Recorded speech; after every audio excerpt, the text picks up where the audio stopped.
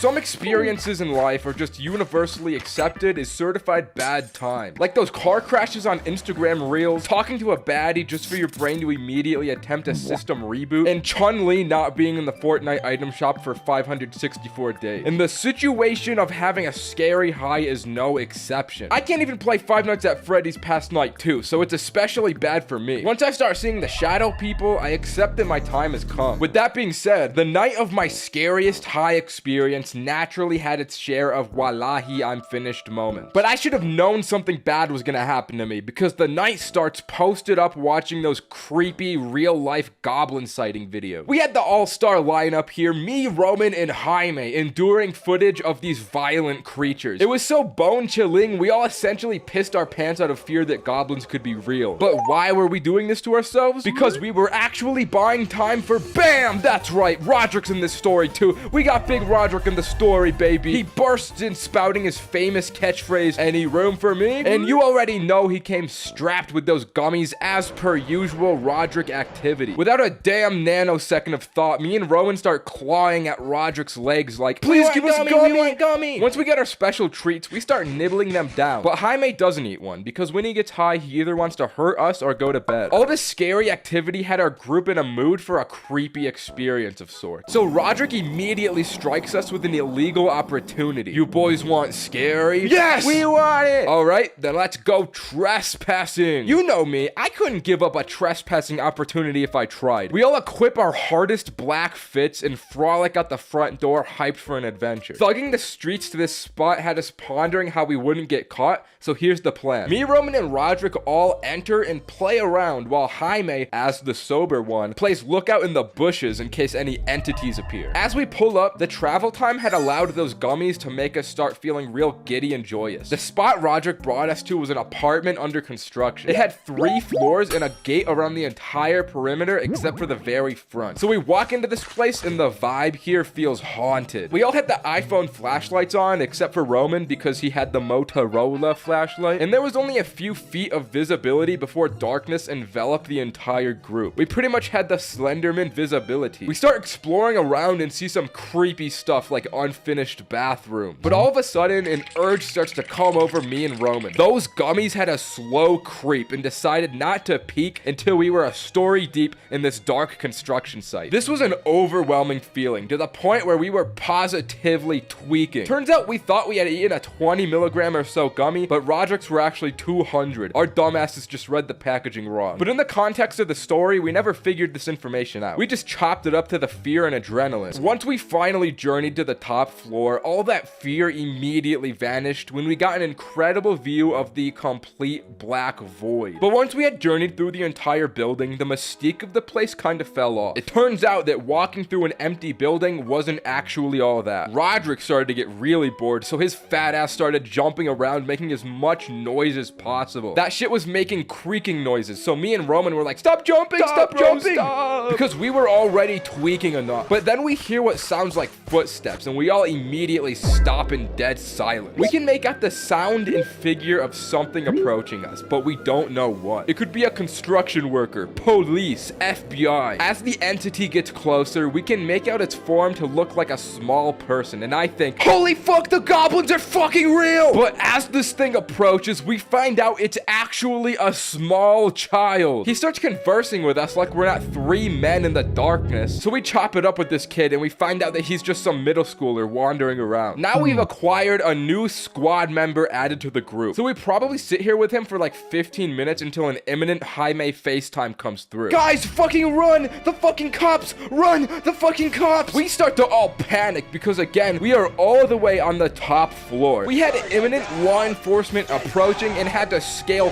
3 stories of building. The 3 of us immediately understood that we had to get out of there to avoid detainment, but the middle school kid we found was not on the same page. As we start to head out, he stays back, so we turn around like, "Come with us, little bro. We gotta move. I don't want to risk getting caught. I'm gonna hide somewhere." "What the fuck are you talking about? You dumb fucking kid. You're gonna get arrested, you fucking asshole." This middle school child really thought the best operation was to hide in the same location these cops are about to search. I wasn't about to risk jail time saving a kid with $15 shoes, so the 3 of us just left him behind. We sprint down a story, then down another story, and then down another fucking story. We don't want to go out the front door. That would be like the first mission of GTA 5 in real life. We needed another route. So we sneak through a hole in the wall where there would have been a window that leads us to the back and climb over the fence. We had to be real sure our movements weren't suspicious, so we go down a block and circle the perimeter back to Jaime. Jaime's just sitting there in his bush, but with a quick inspection, we see no cops on the premises. So we confront Jaime like, where's the cops, little jit? And he's like, there are no cops. Because Jaime's stupid dumbass just got bored playing lookout and wanted to go home. So we start cooking him up because he's being a little baby. We make him eat shrubs to bully him. Bro was atomically down bad to go home. But the thing is, Jaime had no idea about the middle schooler in the building with us. Little bro got caught in the crossfire and was still in there believing that the cops could approach at any time. So we tell Jaime, there's a kid in there that thinks the cops are showing up because of you. But then the cops actually do pull up. We must have tripped one of those silent alarms, but that's besides the point. We had now somehow inadvertently set up a middle schooler to get caught trespassing by the police. The four of us watched the car pull up in complete silence just to see what happens. There was only one cop that gets out of his car and he starts entering the place with a flashlight. You'd think I should have felt bad for the kid here, but I was just glad that I wasn't the one getting caught. Kids don't face legal repercussions anyway, so I'm like, we should all just head out before we get caught. Yeah. I wanna go home anyway, so that works. Any room for me? So we all just started walking home with a skip in our steps, leaving the middle schooler storyline unfinished. Hopefully, that isn't the beginning of the kid's villain arc story, where he finds this video, tracks me down, and kills me in Planet Fitness under a Smith machine. But the journey home that night was restless. Me and Roman were paranoid with schizophrenia, seeing tall black figures lurking in the darkness. When we finally got home, a wave of relief washed over us, and I laid on the floor face down, booty up, melted into the carpet. I couldn't get up from the floor because I didn't want to stomach more goblin sighting videos. Those videos hit too hard. But when you've experienced your own real life goblin sighting, they hit even harder. So the moral of the story here, buy the Ninja clothes. If you wear it to school, your social credit will increase and you'll get unfathomable popularity and sex. Mushrooms are my favorite thing on the entirety of planet Earth, just above family, money,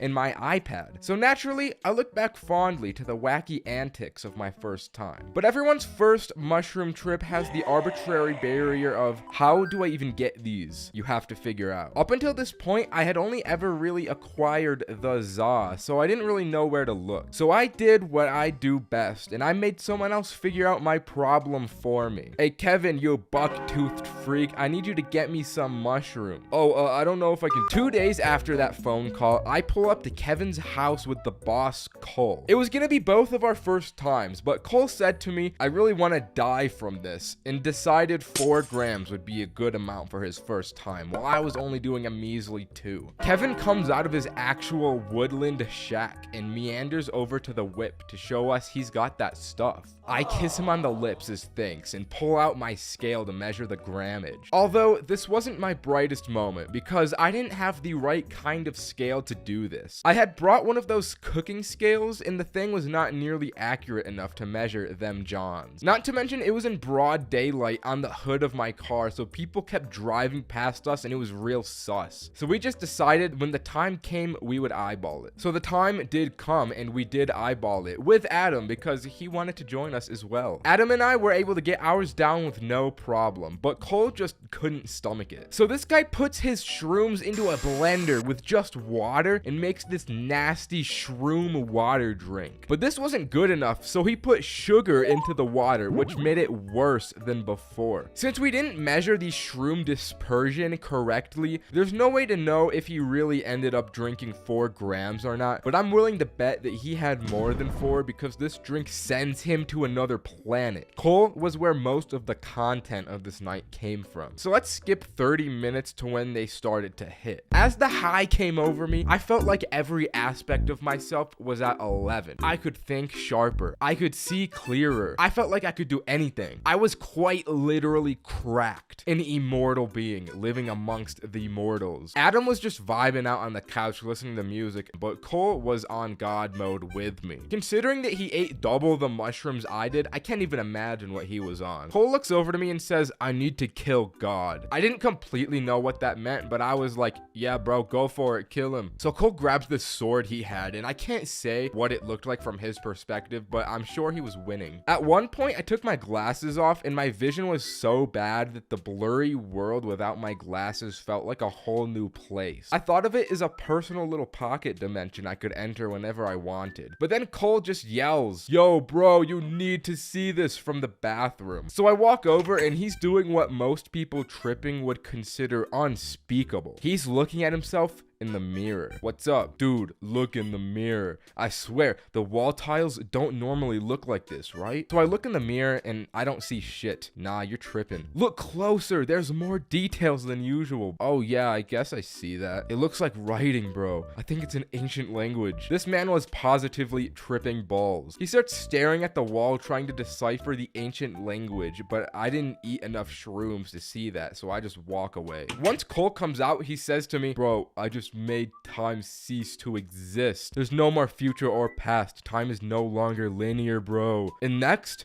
I'm gonna create the universe from scratch." So he lays down, shuts his eyes, and starts creating the universe in his mind. I sit down with Adam like, "So what have you been up to, bro?" "Oh, I'm just listening to music." Then Cole walks over again and has more to say. His ass has more to say. "Guys, I don't know if the universe is worth creating. Life is such a beautiful thing, but at the same time, I would be causing every human atrocity. I think you need to go on a walk, dude." So the three of us go on a walk around the block.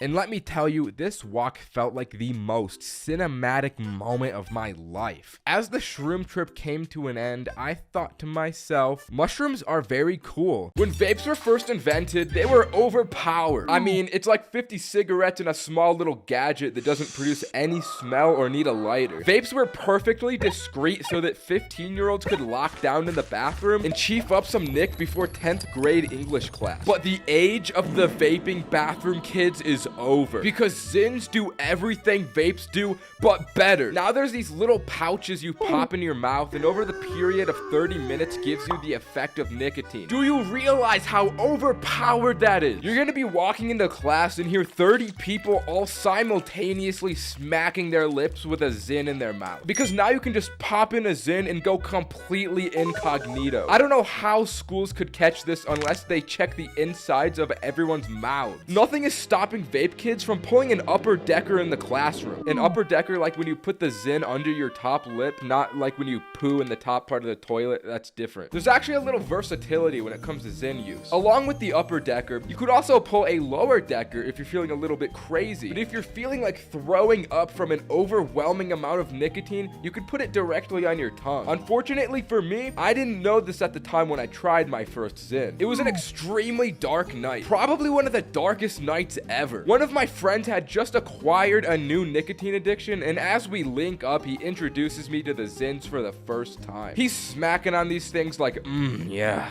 So my eyes shift over to observe the activity, and his bloodshot eyes immediately lock in with mine. I asked him, "Bro, what are you munching on all like that, little bro?" And like all people addicted to nicotine, he immediately offered one to me like, "Yeah, bro, it's a Zyn. It's actually way healthier than a cigarette. It's got no tobacco, it's just nicotine, and it's not that bad for you." The only two things that I know are make YouTube shorts and eat peanut butter. So of course I believed him. But as it turns out, he was very incorrect. I was just easily fooled by his charm. But Zyns are in fact not great for you. So I start chewing on the damn thing like a damn dog, making all the rookie mistakes. You see, when you put the Zyn pouch in your mouth, it's got nicotine in it. As the nicotine comes out the pouch, it infuses with your saliva, as so when swallowed makes a lot of nicotine go into your body at once. And I had also applied it directly to my tongue, which isn't advised either. But at first, I felt pretty fine. I didn't think anything was wrong, so I just went along with my method. It actually took a while for the poison to catch up to me. It wasn't until I got back to my home that I started to feel extremely depressed, and I knew that something was wrong. So I spit that thing in the trash, lay in my bed, and writhe in pain while rubbing my feet together under my blanket. In the course of an hour, this Zyn had put me into critical condition. So I start looking up information about Zyns to find out I had done my shit all wrong. But also while looking up stuff about Zyns, I found out that the Zyn community is insufferable. Just look up Zyn on TikTok and read any comment section. You will find the most annoying people on the planet coping with their addictions. I don't know why nicotine addicts can't just admit that they're addicted. The annoyance I had with these Zyn heads completely overpowered the pain. This shit turned me into a bona fide Zyn hater. Eventually, after about an hour on life support, I made it through the terrible pain of the nicotine sickness and I went to bed. But when I awoke the next day, I went right to my phone and ordered more Zyns to my house. You'd think I'd learned from my mistake, but the upper decker was just too sweet. I needed it again, bro. And this officially began day one of my Zyn experience. So the shits arrived at my house and I used medical grade precautions as to avoid what went down last night at all costs. I carefully inserted my upper decky and had an oversized cup to spit all my nicotine saliva into. And after taking the correct precautions, this Zyn started to hit correctly. I started to feel the color come back to my life. The way I felt inside is only comparable to that video of all the 3D animated dancing chimps. Joe Rogan was right. It truly is a surge throughout the entire central nervous system. I'm sitting there getting the whole Gen Alpha experience, spitting into my big cup, watching funny TikToks off the nicotine buzz. The feeling probably lasted around 30 minutes until I threw away the Zyn pouch and went on with my day. Later that night, I decided to pop another Zyn while playing Fortnite, and it still hit me, but not quite like the last one, and that's something important to know. In day 2 of the Zyn experience, I can't even lie, I start munching on the 3mg wintergreen Zyn the second I wake up. That first Zyn high of the day feels amazing. It's like I'm naked on top of Mount Everest with a cool breeze brushing past my body. But this day, I got a little bit more feral with it. I was popping the Zyns just about every other hour, but with each passing Zyn, I felt the effects weaker and weaker, which made me come to a realization about the Zyn metagame. After doing this same method for day 3, I realized that I was only really getting those good effects from my first Zyn of the day. Every following Zyn in the day paled in comparison to the first Zyn. And now I can use this knowledge to educate you all on the most important aspect of the Zyn. You have to view the Zyns almost like your ultimate attack with a 24-hour recharge until you can use it again, which to be honest probably helped me not get an addiction. But as soon as I started to respect the power of the Zyn, a whole new level of Zyning opened up to me. I started popping the first Zyn of the day when I went to the gym, and the high was unlike anything humans were meant to experience. Pop the Zyn before you beat your meat. Pop the Zyn before Fortnite. Pop the Zyn before you go to the dentist. It just makes everything better. You gotta trust me on this one. I used this method to go through the rest of my Zyns over the course of the next few days, and once I was out of them, I was ready to never do them again and start scripting this fucking video. But then, before I knew it, a really dark day befell me. Probably one of the darkest in my entire life. A few days later, I'm at what you could call a little kickback, if you will. We got some familiar faces here,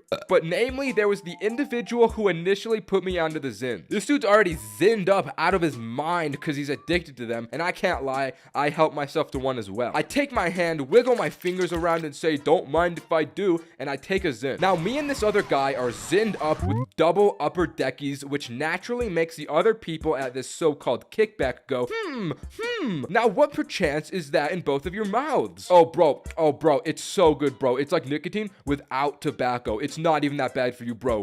And in that moment, I realized I had became the evil I sought out to destroy. Somehow the Zyns had snuck themselves into my life and slowly turned me into a Zyn person day by day. I thought I was better than this, but the Zyns had bested me. So I immediately burst into tears, ran away from the kickback, and sat under a tree like that really opium image of the wolf with the wise look in his eyes. I probably look just as cool as he does in that image, to be honest. I said to myself, damn these Zyns! Damn them all to hell! And I swore to never pull a sick upper decky again for the rest of my life from that moment forward. This was probably for the best because except for lifelong nicotine addiction, I was afraid of them corroding my gums and turning me into a British person. You never know, this might just be a psyop from the United Kingdom to bring down our beautiful American teeth standards to their level. I wouldn't put it past the CEO of Zyn's, Lard Dargan, to be plotting something like that. He looks like he would plot evil schemes. In the end, I gotta say, Zyns are just another common L for nicotine. The Pendulum to a stoner is the equivalent to a peasant's potato farm, meaning it's quite literally the bread and butter of our lives. Because of that, most people end up smoking them for their first time. But for me, this was my second time. I was posted up inside Big Bro Roderick's incredible house one winter evening. We both felt awesome with very impressive looks on our faces. There were supposedly big plans this evening because Roderick was like, I know these 4 people having the biggest, most awesome party tonight, which sounded grand, but there was one problem. Do I know these people though? No. Do they know me? Yes. And that was enough for me to be a little bit hesitant. I don't know, man. They could bully me. Don't sweat it, chap. One little dinghy off this port bow and you'll feel on top of the world. Holy crap, what's that? What is that? It's weed. Boom! This was a top 10 bomba clot moments of my entire life. As I mentioned, I had only ever smoked one time before this, and the parasites in my brain were starting to speak to me. The same parasitic voices that tell me to peek corners in Valorant, gamble more money, and generally overextend on things I shouldn't were firing. Alright, Roderick, we've done this once before. I don't see the harm in going for a second. Oh god, it hurts so badly. You can't go crazy like that, bro. You gotta take your time. Oh, alright, I'll do it gently. Are you good, bro? Yeah. Alright, my boy, let's head out and drive to this shindig. As we start to drive, all this time in the car allows me to grasp the gravity of the situation I'm in. The world started to change around me in ways I didn't understand, and I felt an awe-inspiring feeling in my fingertips. I could not act right, and I started to go crazy until immediately locking in, because I was about to enter a home I didn't know with 4 people I also don't know. Hey, bro, if they see me like this, what do you think they'll think of me? Oh, I think you're gonna be all good, bro. Oh my god! I had a bad case of the poo-poo eyes from those Benjamin Tokes. You look awesome, dude. You'll be okay. Just put on these cool shades and they'll be very impressed with your style. Whoa, I feel like I'm number 1, dude. So as we pull up to the house, there's only one single objective on my mind. I need to convince each of these people that I'm sober. Because if they see me high, they're gonna think I'm an addicted bum. We walk in through the front door and there's already a major fork in my plans. Roderick had actually brought me to the hose. I don't even know how to act around the hose when I'm sober, and those pen hits gave me slurp juice brain. Luckily, there was only this one girl named Sarah as we walked in, but I kid you not, she looked exactly like the Fortnite Sunstrider skin. God threw a level 10 baddie my way, and I started getting anxiety, but I couldn't forget the objective at hand. I can't let Sunstrider find out that I'm high. Yo, what's up, Sarah? This is Ninja. Oh my god, Roderick has told me so much about you. Alright, I can't mess up my first introduction. Yo, haha, that's awesome. Okay, that wasn't bad. Alright, I'm gonna go say hi to everyone else. Bye, guys. God damn it, now I'm all alone with her. So why are you wearing those shades in the middle of the night? Off rip, she's going for my weak spot. I gotta change the subject. Are you very impressed with my style? Fuck. Yeah, you look really cool. This is too stressful. I need to go somewhere to blow off a little steam. Alright, where's the bathroom? So we go upstairs and she shows me to the little man's room and I start doing push-ups on the ground like, ugh,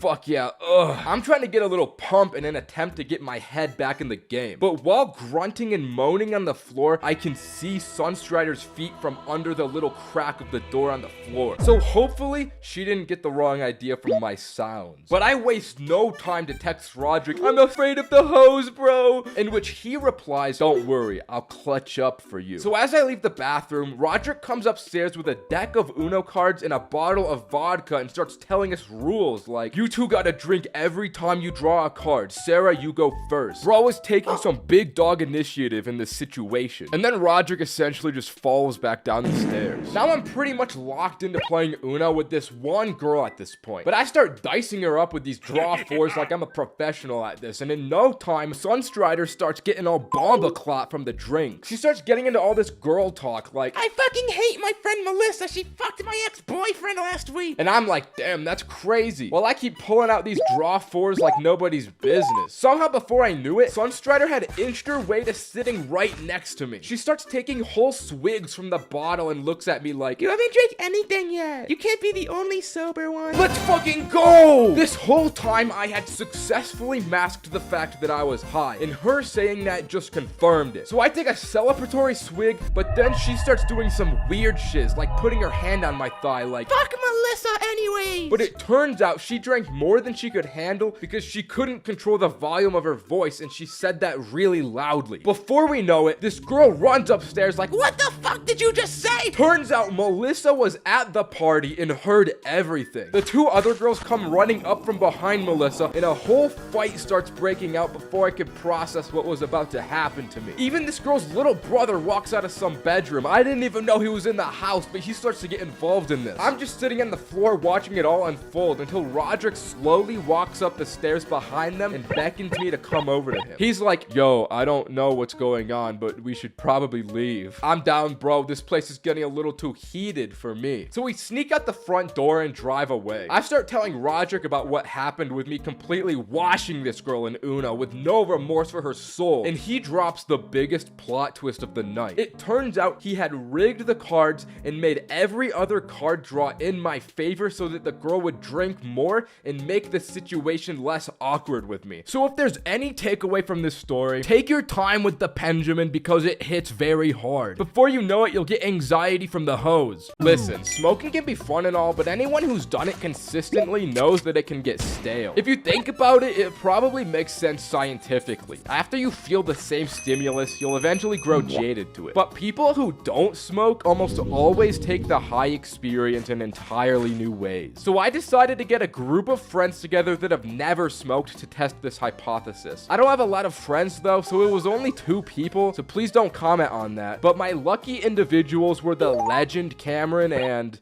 my friend Jaime. Jaime showed up to my house first, and completely unannounced to me, he came in full Joker face paint. When I saw this, I got the feeling that this night was gonna be really funny or really scary for Cameron. I didn't know how he'd take this once he saw it high. But eventually, young Cameron pulled up, and I gave the 2 of them edibles because they didn't want to hurt their little lungs. So while we're waiting for these to hit, I really start hyping the whole thing up to these guys. Alright guys, listen, this is gonna actually change your lives. This is gonna be the best experience that you've ever had. And Jaime was like, I'm the Joker. and not even 10 minutes after consumption, Cameron swore he could feel it already. That was cap though. It was all placebo at this point, but he believed it with his whole heart. It didn't help that Jaime started gaslighting him like, yeah, you definitely feel it, man. I think I'm actually starting to feel it too. Holy fuck, I'm so fucking high. So Cameron lays on the bed thinking that he's already high while Jaime just starts getting into my PC. There was very little time before Jaime just opened Steam and bought Honey Pop with my credit card.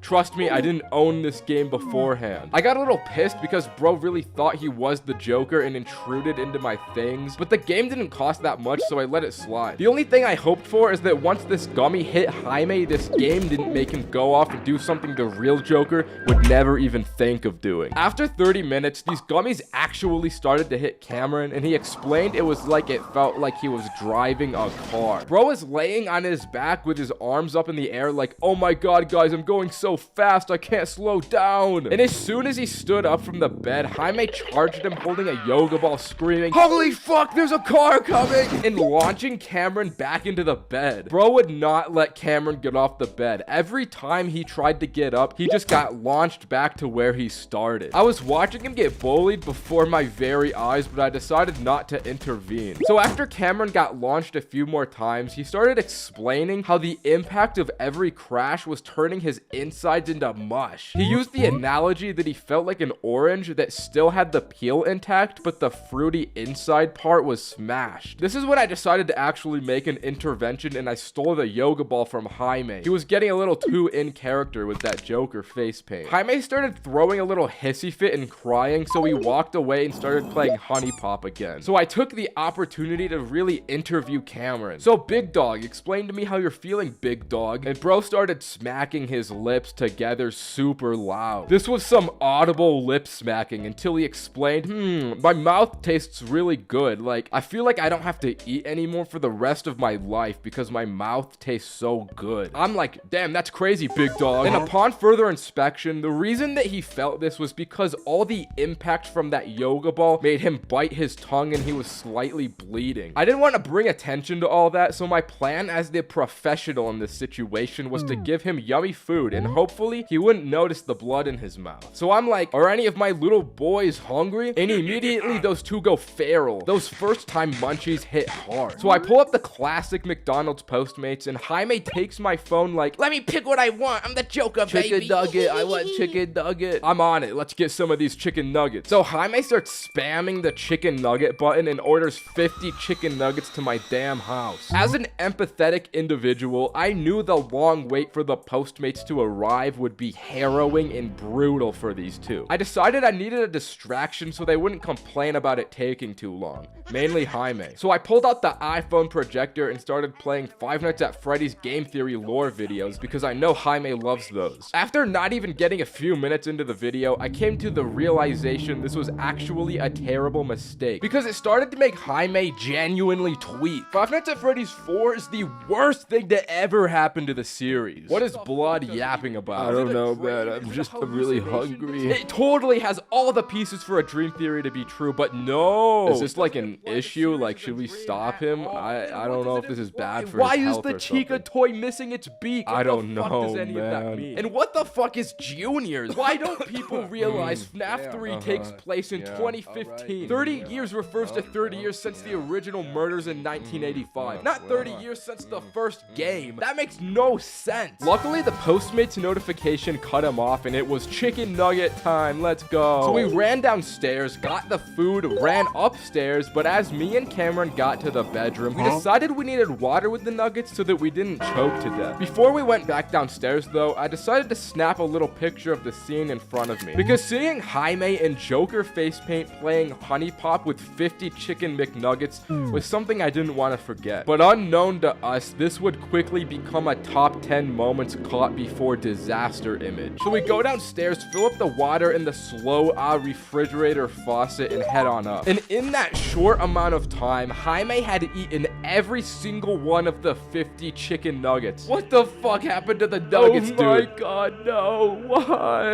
And he just stared and laughed. The worst part is he didn't even eat these nuggets because he was hungry. He ate them because he thought it would be funny if we came back and they were all gone. And considering that he ate 50 nuggets in the period of a few minutes, it didn't take long for Jaime to run to the bathroom throwing up. And honestly, he deserved it at this point. Bro has been acting a fool for hours. He deserves to feel some of the pain he inflicts on others for a change. Immediately after he finished at the toilet, he got right back to playing more Honey Pop as if nothing happened. He had a serious grind to commit to still. Cameron, on the other hand, wasn't feeling all that great after the nugget disaster. Bro was crying his eyes out and bleeding from the mouth like, I'm so hungry, bro. Is there any more food left, bro? Yeah, dude, there is. I just need to go get it from the kitchen. So I gave Cameron the iPad with Coco Melon while I went to order more McDonald's. Cameron immediately became demobilized and fell into the Coco Melon trance. But unbeknownst to him, I was about to pull a little debauchery on him because I wasn't about to pay for another McDonald's order. I went downstairs into my kitchen trying to find some good mulch for the boys to eat. I came back with a big bag of Doritos and told the lads that I got the new McDonald's Doritos, my boys. They taste so good. They're way better than the standard ones. And that was enough for him to immediately forget about what Jaime did. I tried to go up to Jaime and ask, so bro, like, how does it feel for you right now? And the only response he would say is, Fuck, man, I'm so fucking high, man. Holy fuck. to then immediately lock back in and play more Honey Pop. I don't know why he was so locked into this game, dude. Like, he either truly wanted to play this goofy video game all night, or he was just so committed to playing a character that he wouldn't break it for a second. The only eventful moment beyond this was when Cameron dropped the iPad on his face. It seemed that at this point, the night had brought itself to a stalemate. Going back to my hypothesis, the gummies happened to turn Jaime into more of an evil person than he usually is, and it turned Cameron into a toddler. To be honest, I don't think they took it very differently as non-smokers, but also maybe I chose the worst sample group imaginable, I don't know. The relationship with the plug is more impactful on your life as that of your parents. But what precedes that relationship with the plug is a constant and brooding struggle to find the one. Those moments when you struggle to find a plug at the climax of a dark and damp boys' night, it's a formative canon event that bonds us all. Sometimes you come out out the trenches dry and you and your boys throw in the towel on finding a plug. But when the gang clutches up and secures that last minute plug for the night, the moment is nothing shy of pure bliss. I can't imagine any other scenario more intense. And an intense night was surely ahead of me and the boys when a very tantalizing Friday night opportunity presented itself during the before school round table discussion. Boys, who's trying to get into a little trouble tonight? Oh, you couldn't possibly mean. I think you lads know exactly what I mean. Alright, so you got any of that skiddly diddly hopscotch diddle drip on you, bro? Nope. Yeah, my pockets are empty. Oh, damn. Well, I guess we've got to get a plug on our hands. And right then, phase 1 of the plug struggle began. As all desperate high schoolers do when in need of a little grass, we all spammed everyone we have added on our Snapchat. We all tried different approaches, starting with the simple and to the point method. Anyone got grass? We tried the desperate attempt. Hey, bro, please, does anyone have weed? I need it so bad, bro. And we even tried the really desperate method. Hey, bro, would you trade a couple dozen tamales for a perk? And by the time the gang got back together after our first few periods, it was like, all right, boys, let's see the plugs for tonight. What did you all get? The only snap I got back was a picture of this girl's forehead. What about you guys? I got the left side of her face, but I think she wants me, bro. Damn, all I got was left undelivered by Team Snapchat. I think it was safe to say phase 1 was a complete train wreck. So next was on to phase 2. The second phase of our plug struggle was just straight up going up to every group we could find at lunch and asking them if they had a plug. Yo, you guys got a plug? Yeah, so let's see, we got iPhone plugs. Let's see, we got another iPhone plug. What do you have, Sarah?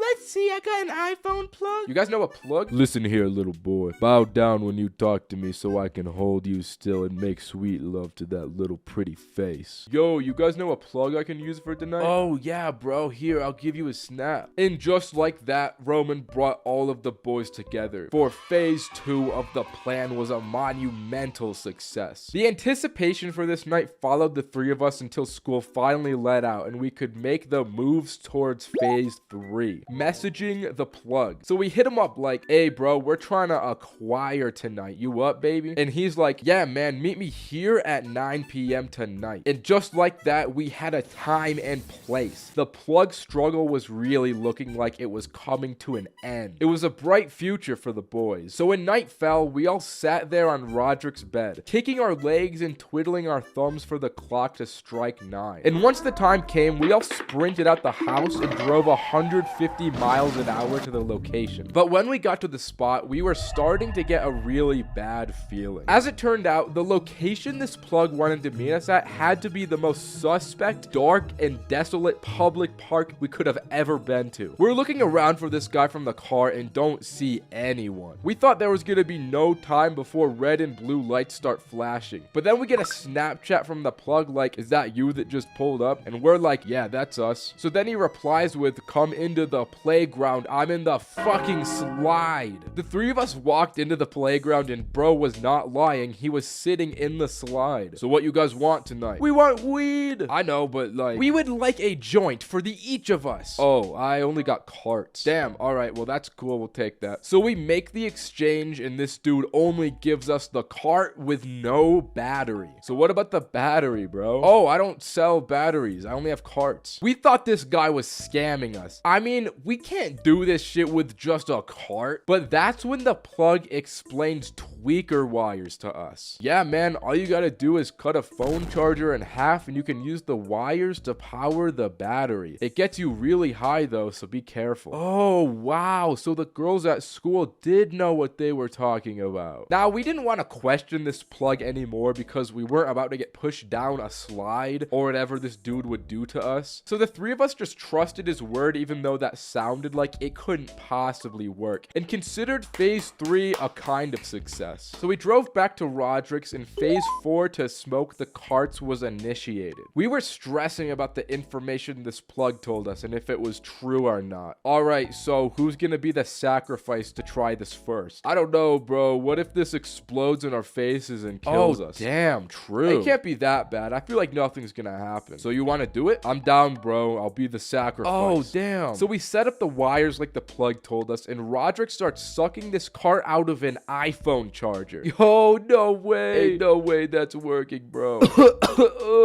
Bro, do you feel high? Did it really work? Bro, it's like I hit the cart, but the house was the battery. No way. He's for sure high, dude. So what's it feel like? Is it good for us to smoke? Dude, I mean, help yourself, but this shit is hitting me like a fucking semi-truck. Roderick got ubiquitously sent into the shadow realm from that hit. It turns out that when you use tweaker wires, it makes you tweak. The electricity heats up the oil way hotter than a battery does, which in turn puts more weed particles into the inhalation, and in turn makes you higher than you could ever imagine. Damn, I guess it's either we get too high or we aren't high at all. Nah, man. I know one way. I know a method. I didn't want to do this, but my cousin can get some for you guys. Oh, for real? All right, so what's his number? It's 5-4. No, I think it's 4-9-5-4.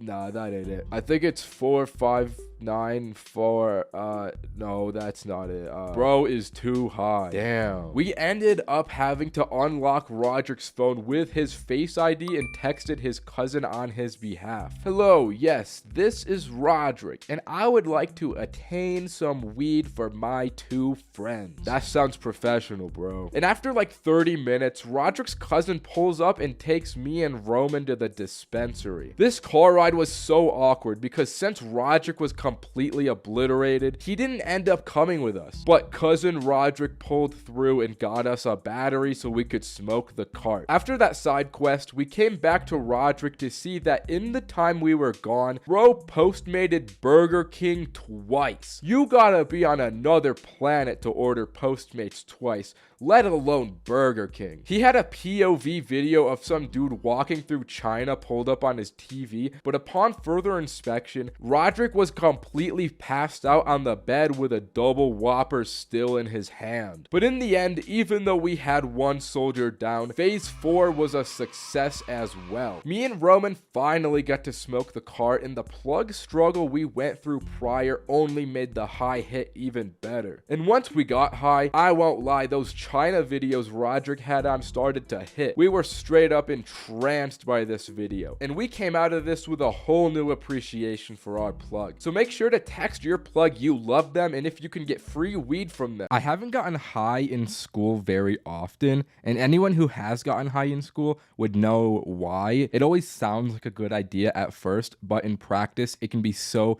goddamn scary. Now this story isn't just about me getting high, but instead the whole squad was smoking in class, and under those circumstances in mind, you know shit had to have gone down, and it did. So it was the first day back to school from summer break, and it was the morning of that day before the classes had started. As the nature of the first day of school goes, I was pissed off, and so was my boy Roderick, the same guy from the mushroom story. We were pissed we had to be back in this place, but it also was sick to see everyone I didn't see over the summer. So we were greeting everyone in the grade, catching up in the hallways, when none other than the man himself, Kevin, comes through the doors, beelines straight to the 2 of us and whispers in our ears, "Bro, meet me in the handicapped stall real quick. I got something to tell you." Which, may I add, is an insane way to greet someone on the first day back from summer break, but we followed him into the bathroom to see what was up. As we walked in, Kevin is standing on the toilet like he is about to give a speech to us and says, "Guys, none of the 3 of us want to be here. Wouldn't you guys agree?" And we nodded our heads in agreement. "Then why don't we go somewhere else?" And this guy pulls out not just 1, but 3 different wax pens, and our mouths are agape. Keep in mind, I rarely smoked at this time, so to see not just 1, but 3 wax pens that this dude had brought into the school was the craziest thing I had ever witnessed. I was like, no way we're smoking right here and right now. And Kevin said, "Not yet. See, I've been dreading the first day of school for a long time now, so I've thought up a way to make it a little more interesting. I want to play a game. We each carry a pen on us for the entirety of the day. Every time somebody says some dumb shit, you have to take a hit. And if you don't get caught all day, you get to keep the pen. But If you get caught, you owe me $50. In one moment, I was going about my ordinary day in school, and in the next, I'm choosing which pill I'm gonna take. And you know, I took the green pill, and so did Roderick. I won't lie, the speech had us getting hyped in this bathroom stall. If anyone was in the bathroom at the time, I feel like they probably would have gotten the wrong idea.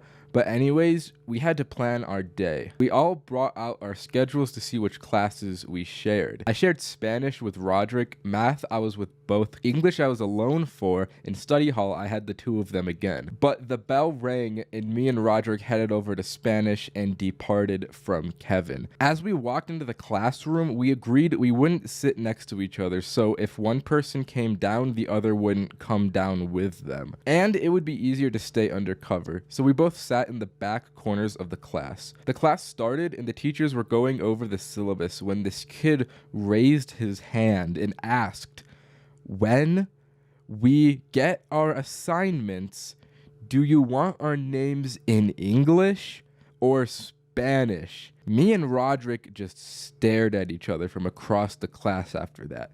We knew what we had to do. As soon as the teacher turned around to the whiteboard, we took a hit, but then she turned around and we just had to hold in the smoke until she turned around again. And once I did, I started coughing loud. I couldn't hold it in that long. So I crossed my arms and put my head down, and no one thought anything of it, but it was close. The class went on and we got out of that one safe, although those wax pens, if you've ever smoked them before, hit hard. So even though I only took one hit, I was already feeling it as we walked to math. We got to the class first, and as Kevin walked in, he looked so fucked up. I was like, "Bro, what happened to you?" And all he replied with was, "It was Liam, bro." And then just took a seat before I could respond. Lord have mercy on his soul. Let me tell you, math was a dreadful class to get through. Not because of the challenge. We didn't even have to smoke once during this period. It was just the munchies, bro. Lunch was the next period, and I was fiending for that school lunch. The most entertaining thing that happened to that class was that I sat across from Kevin, staring him straight on, and he just kept nodding out of existence and coming back. This guy was on another planet, and it was only 10 in the morning. Once lunch came, I spent like $20 on snacks, but they were all out of the vending machine, which was a process I did not have the patience for. Waiting for the food to come down just felt like an eternity. The squad linked up, and I tried to get more information on what happened to Kevin during first period. Can you elaborate on what happened to you earlier, bro? Liam, bro, he had to introduce himself, and he said he likes kids. He didn't realize how bad that sounded, bro. But he really said it. And to be honest, me and Roderick, we just decided to take a hit right there after hearing that out of respect for what he had gone through. Once the bell rang, I started stressing because my next class was alone. I lost my supports and I had to face English class like a real stoic man. I sat down. I don't remember exactly what the question was, but I do know that some kid said something that I had to smoke to. So I had to take a hit. Then the guy next to me leans over and looks into my eyes and just nods. I was sitting next to the school stoner Bradley. Bradley saw this and asked, "Yo, can I get one, bro?" So respectfully, I handed him the pen and with no remorse for his own life proceeded to blow it straight into the air, and of course the teacher noticed and walked over. I thought it was all over for me in this moment, but he just ended up sending Bradley to the office. But the thing is that he still had my pen on him when he left. This guy, 200 IQ, outplayed me and purposefully got sent to the office so he could take the pen for himself. I don't know if that was actually his plan, but that's just what it seemed like to me. Once English ended, I walked into study hall, and this part was the hardest part of the challenge to overcome. If you've had study hall before, you know how silent the class is.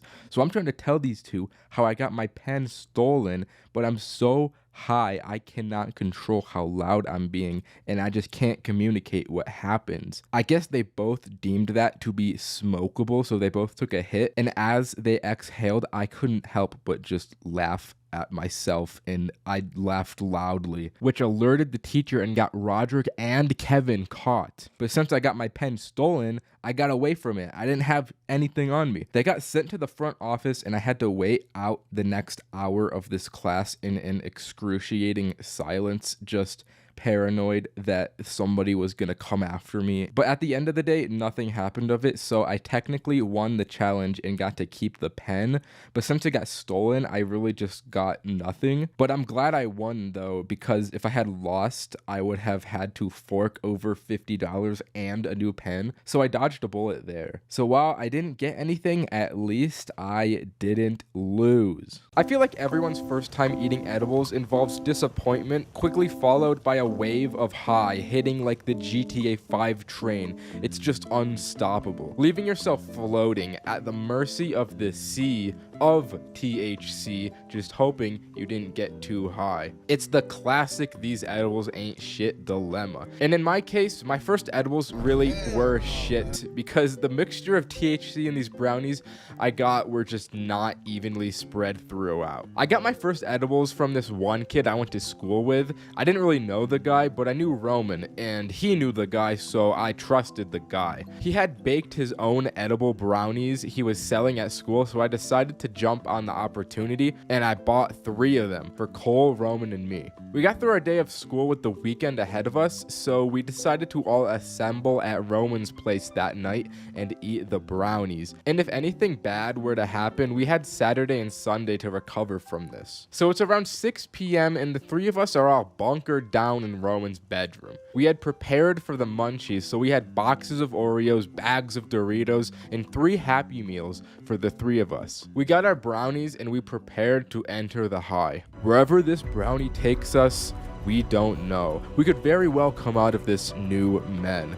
Let us surrender to the high in complete acceptance. There's no fighting what's to come. So after the epic speech, we eat our brownies and we start playing Minecraft. We make a new world with the hopes that we'll make some weird stuff we can look back on when we're sober, but I won't lie, we don't end up playing the game for very long. Just about every 4 or 5 minutes, we're all like, feel anything yet?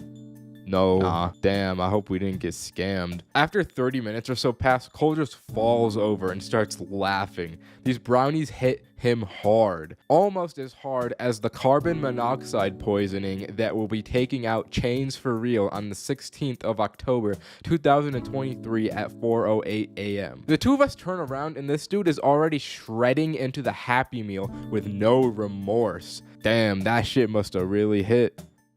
Seeing Cole act a fool had some kind of chain reaction on me because I started to feel these brownies almost right away and I started tearing into my Happy Meal with no remorse. We get our toys out and at the time McDonald's had Frozen 2 toys, so I got this man that looks like he's made out of literal shit and Cole got the same guy. These toys were also projectiles, so we're just shooting each other with the shit man and losing it. This whole time Roman is just sitting here sober as a doorknob. I mentioned how the THC wasn't spread evenly throughout the brownies. What ended up happening of that was Roman didn't get high at all, while Cole and I got a super concentrated part of the batch. So we're having a good time while Roman just has to assume the parental figure position for the night. It's unfortunate, but Roman never experiences fortune, so it is what it is. The 2 of us completely ignore Minecraft to destroy every crumb of food we have. I start getting thirsty,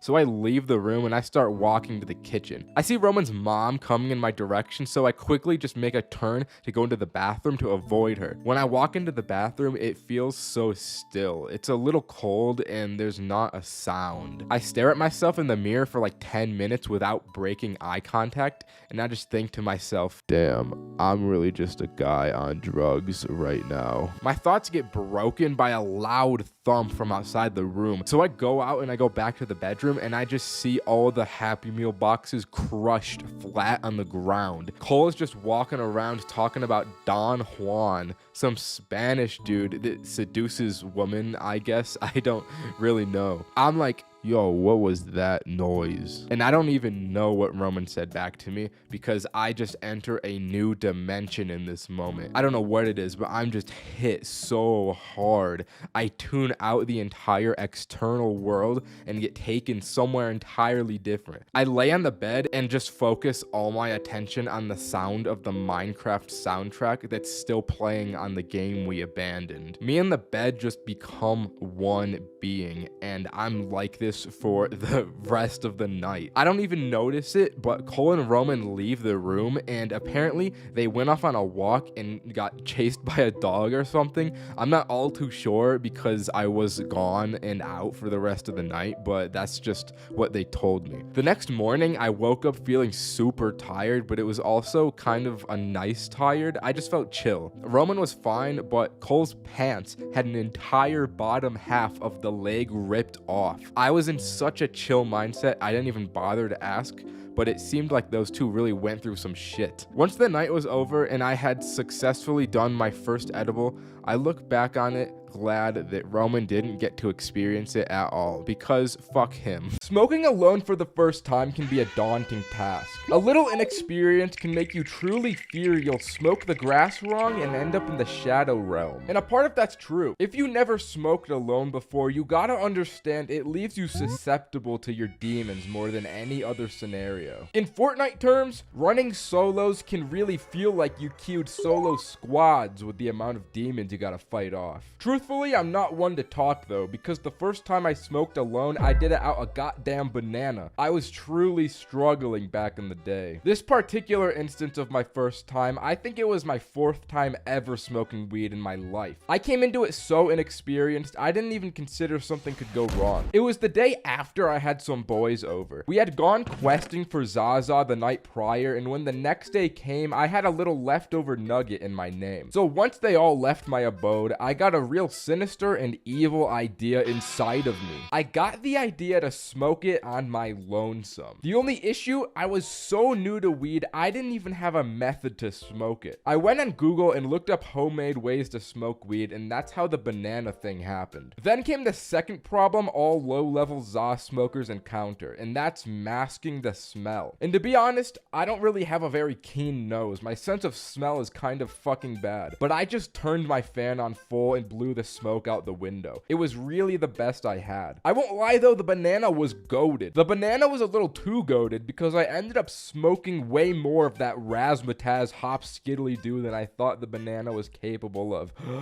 I expected some janky doohickey that hardly worked, but the banana method was truly valid. I only took like 2 to 3 hits since my tolerance was so abysmally small. But even from that, I started to see God. The chronic lung pain started to settle in immediately. It was so bad, I was praying to God, like, please Lord, free me of this pain. I didn't mean to smoke this weed. It was an accident. I really don't know how this happened. I was in recovery from this for like half an hour. I straight up thought it would never end and my high would be ruined because of it. So once I healed, I went on TikTok to rot myself from the inside out. But in my scrolling, there was one video that really stood out to me. It was specifically this one image from the video of a Lego Star Wars man. I stared at this picture for like 20 minutes, completely dumbfounded and in awe. I couldn't comprehend this Lego man, and it just didn't look right to me. So I did my research and watched the entirety of Lego Star Wars Episode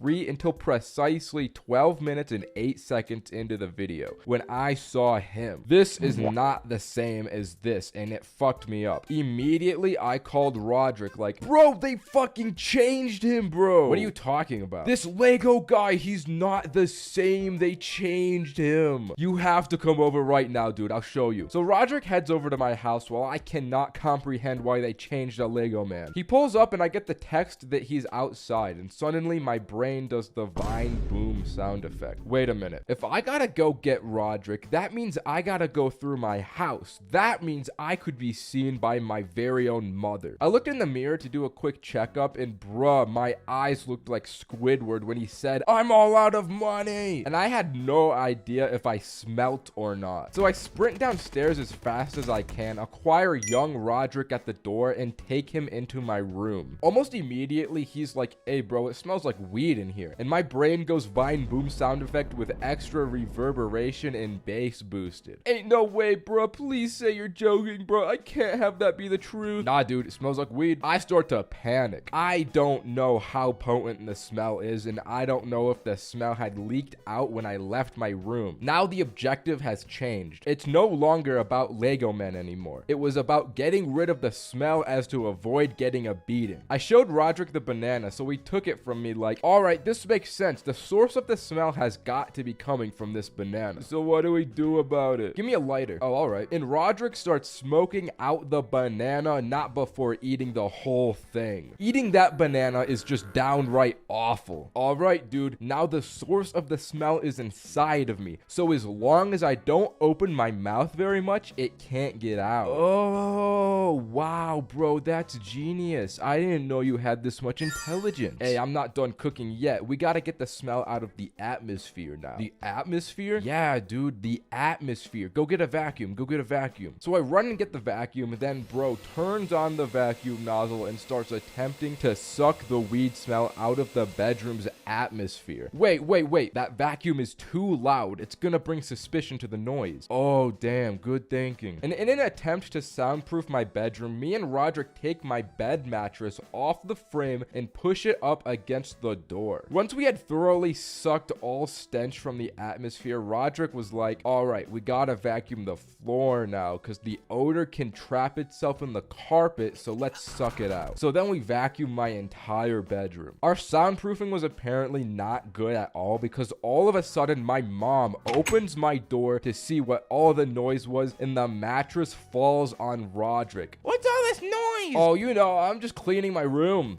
"Are you okay, dude?" "I think my rib punctured my lung." "Okay, but we should be all good with the smell now." This was perfect because now I could show Roderick how they changed the way Lego General Grievous looks in Lego Star Wars. So I showed him the difference, and bro didn't really care. He never played Lego Star Wars, so he didn't really have any reaction. After that anticlimactic reveal, he just headed home, and I was back to being high alone. But since we had cleaned my room, I won't lie, I felt like a king. I felt like I was living in the highest echelon of society, so I took a whole shower for like 30 minutes in complete bliss. Once I was done, I got out and looked out my window to enjoy the view to see Roderick's car was still outside my house. It turns out he forgot he drove to my house and he was walking home this entire time. So I called Roman to get Roderick to take him to my house so he can take his car home. So we go through with the plan until Roderick gets back to my house and he's like, "I'm high, I can't drive." So we call Adam to drive over and bring Kevin to drive Roderick's car home. In the meantime, me, Roderick, and Roman all go up to my bedroom, and as soon as Roman steps in, he's like, "It smells like weed in here." "Are you joking? After all the atmospheric sucking we did, it still smells like weed." So Roman did a little scouting around until he finds little bits of weed all over my bathroom counter. It turns out Roderick had just spilled them all out before eating the banana and forgot that they were out in the open. So Adam and Kevin come to my house, and as Kevin gets ready to drive Roderick back home, he realized he doesn't know how to drive a stick shift. So we need Adam now to drive Roderick's car since he doesn't know how to drive a stick shift, and they did a whole thing that I completely tuned out because I'm high and can't mentally comprehend their plan. As I'm watching them try and figure this all out, I'm just thinking, damn, if they never changed the way that Lego guy looked, none of this would be happening right now. So since I just kind of tuned this whole thing out, I decided to sneakily turn around and just walk back into my house while this chaos is transpiring outside. Even though at the heart of the cause, it was my fault, I was just like, I can't deal with this right now. And as I went into my room, I won't lie, I still smelt the weed at this point. But I couldn't really bother to care about that either. I was just so mentally fried and I was so high. I decided I would just watch watch funny videos on my iPhone SE until I passed out. I've made like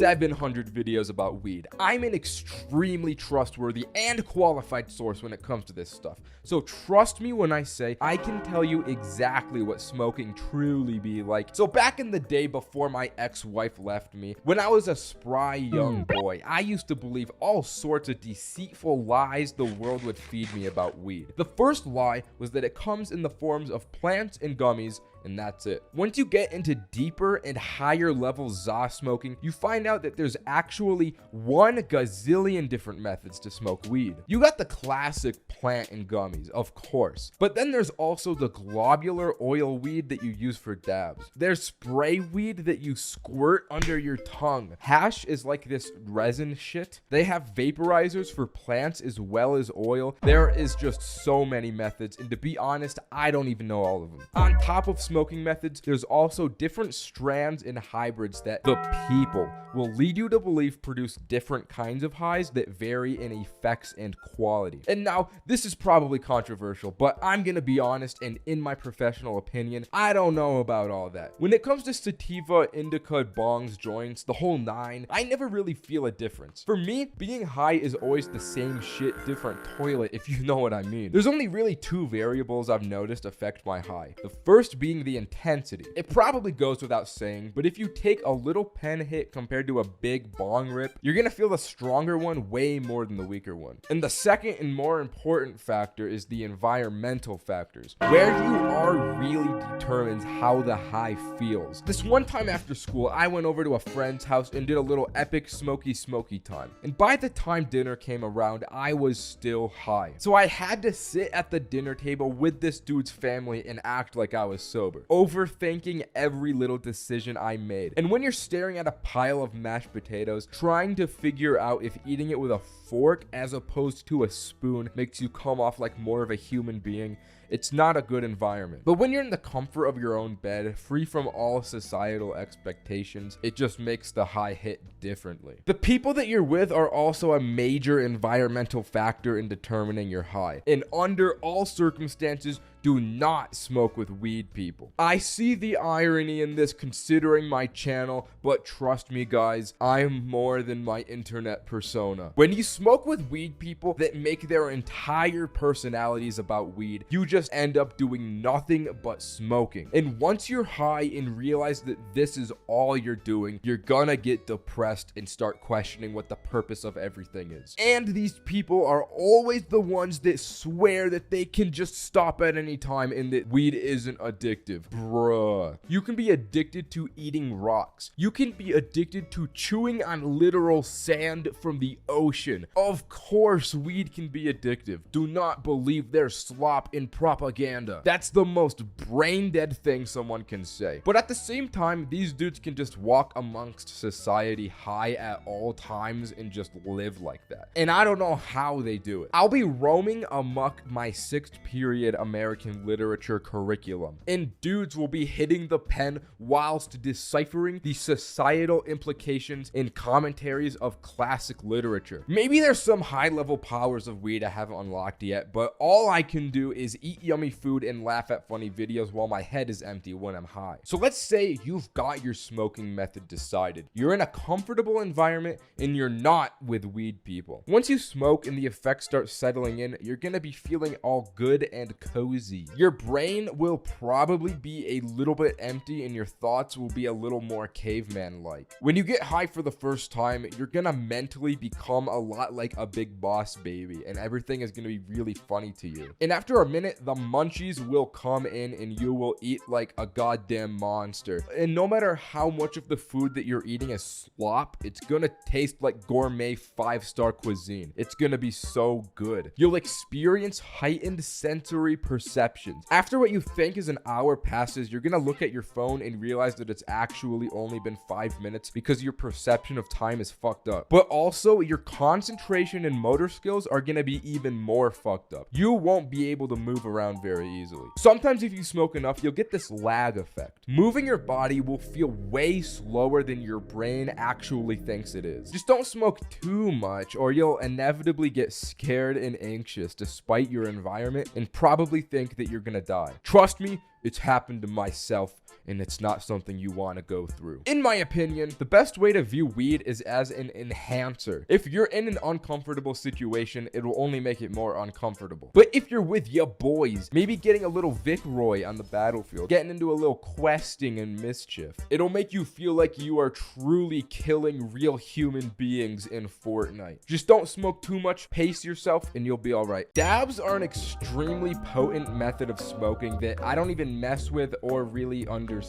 You need this little thingamabobber, this doohickey, a tiny ivory ball that spins around, and a whole blowtorch. I tried to watch this tutorial to understand how it worked, but I ended up more confused than I came in, so I'm not gonna try and understand how this high-level Winterhold Skyrim sorcery works. That's for the high elves to know. The only thing I know is you use a blowtorch on THC oil, and that's crazy to me. So don't look to me for information. I never made it out of pre-calculus. I just tell the funny stories. So a few years ago, I found this rando at school because my little buddy Roman has a way of locating strangers and instantly befriending them. We could call this dude, Lois, ruler of the High Elves. So Roman comes up to me and he's like, yo, I met this dude named Lois in my class. You want to come over to his house with me? And I had never gone over to someone's house before meeting them, so I thought, yeah, that'd be funny. I'm down. So after school, we meet up at Lois's house and enter this nice, massive home. After we came through the door and met him, he mentioned that tonight was going to be an epic, no parents are home,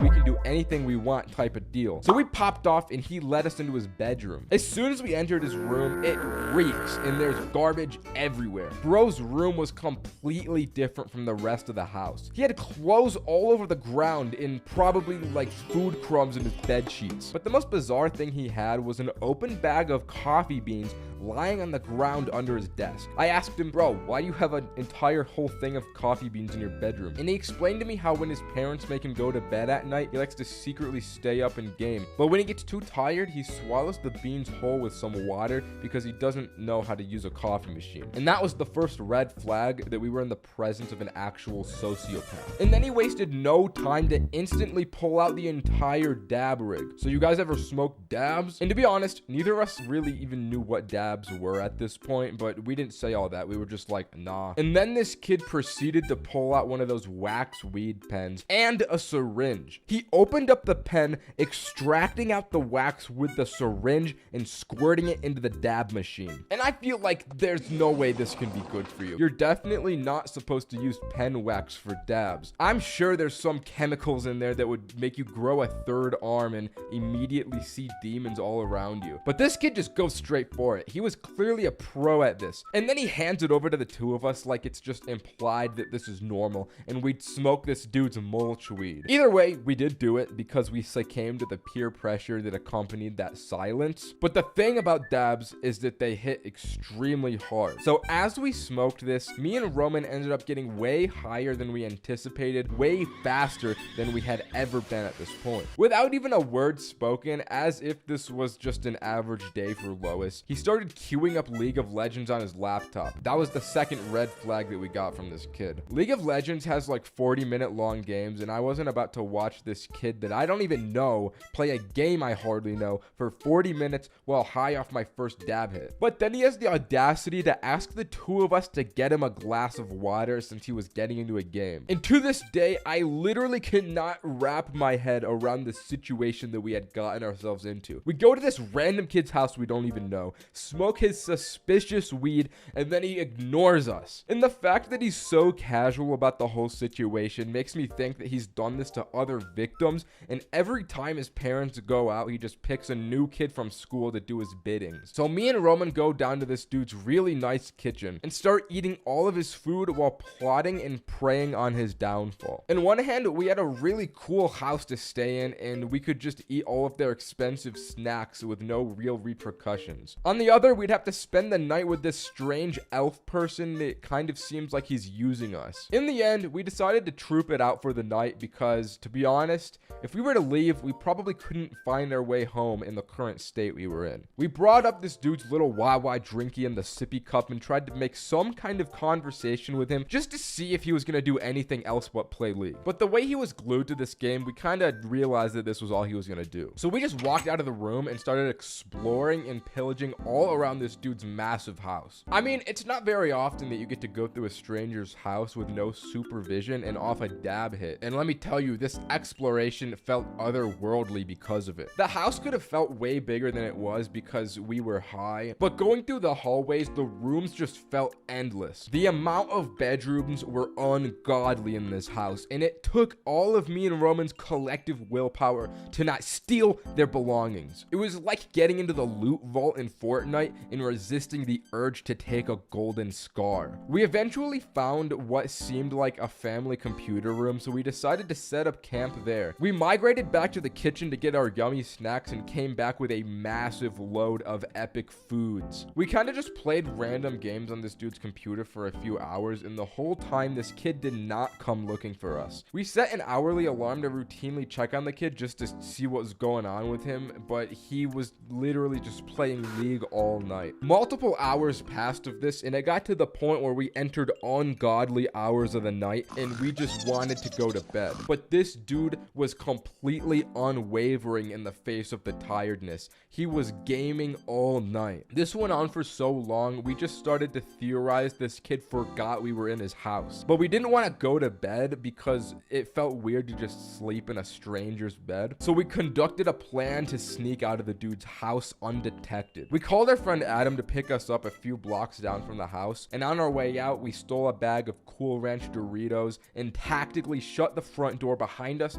very sneakily and quietly. We got out of the house, and the next day at school, the kid didn't even mention anything or talk to us, and it was almost like he didn't even know the whole thing happened. Ever since then, I haven't smoked dabs because it was a weird experience. Moon Rocks, aka THC Megazords, is allegedly the most dangerous and powerful devil's lettuce crafting ingredient humans can possibly create with our current technology. Moon Rocks are the frontier of all weed advancements, and that if smoked will change the way you view weed for the rest of your life. At least that's how some people were hyping these things up to me before I tried them. So when I first heard about this, naturally the first thing I thought was, the fuck is a moon rock? And you'd think I would have found out after having smoked them, and I'm leading into an explanation, but to be honest, I still don't know. I mean, it's a little nugget, it looks like a rock, and it's really strong. That's all I know. Anyways, here's the story of the first time I smoked a moon rock. I was with my boys as per usual when the idea of moon rocks came up. None of us had actually ever done them before, so it would be all of our first times. But since it was our first times, we didn't have any. But for the most part, we're all big kids now, so a few of us drove down to the dispensary to pick some up. We walk in, ask the employees for moon rocks, and they didn't even know what we were talking about. How do you work at a dispensary and not know what the weed is? We left empty-handed and decided to take some Google searches to find out how to get these. After Google searching, can you get moon rocks at dispensary? We found out that they're actually extremely rare. Not just that, but they're actually illegal. Oh wait, that's talking about the shits from space. Never mind. We loaded up weed maps and found a dispensary that has them. Drove over there, and yeah. We get home, time to get high, baby. Let's go. The price for these things were really steep. It was like $80 a pop, but also the price only added to the group's collective curiosity. So me, Roman, Roderick, and Adam all gathered around this magic rock, marveling at its greatness. Damn, bro, it's beautiful. You really think this tiny rock can really be all that? I don't know, bro. I hear it's illegal. You can't have rocks from space like that, so it's gotta be strong. Roderick and Adam were already high going into this, so please pray for their souls. Cameron was also there, but as per usual, he didn't smoke, although he played the most important role in all of this, and that was giving me the information of what happened this night, because if not for him, I would have not remembered anything that happened to me to make this video. So we loaded up the thing, smoked the moon rocks, and almost instantly, you can feel that these things are strong. Off rip, each of us were feeling it quite adequately and splendiferously so. We did the usual goofing around and whatnot as you do when you're high. But all in all, the group was a little disappointed at this point. Yeah, we had a good high, but it wasn't quite the next level experience we were wanting. Considering the hype, we had expectations that this would change our lives and provide lifelong financial freedom or something like that. But little did we know, moon rocks actually have a secret ability that doesn't activate until 15 minutes after being smoked. The high of the moon rocks just kept getting higher and higher for us. After some time, we'd all think, damn, all right, this is actually getting somewhere. And then it would just keep going and going and going. The moon rocks had no plateau. And I guess that's the appeal of them. That's probably why they're called moon rocks, yeah? But anyways, after letting the moon rocks cook, we finally got it. Roderick and Adam being high beforehand definitely made them more zooted than anyone else, because Roderick became completely non-verbal and just lied on the floor, being completely still, while Adam was feeling the texture of the walls going, yo, it feels so real, it feels so good. These two were like the hollows from Dark Souls, dead spirits roaming shallow levels of the astral world, relentless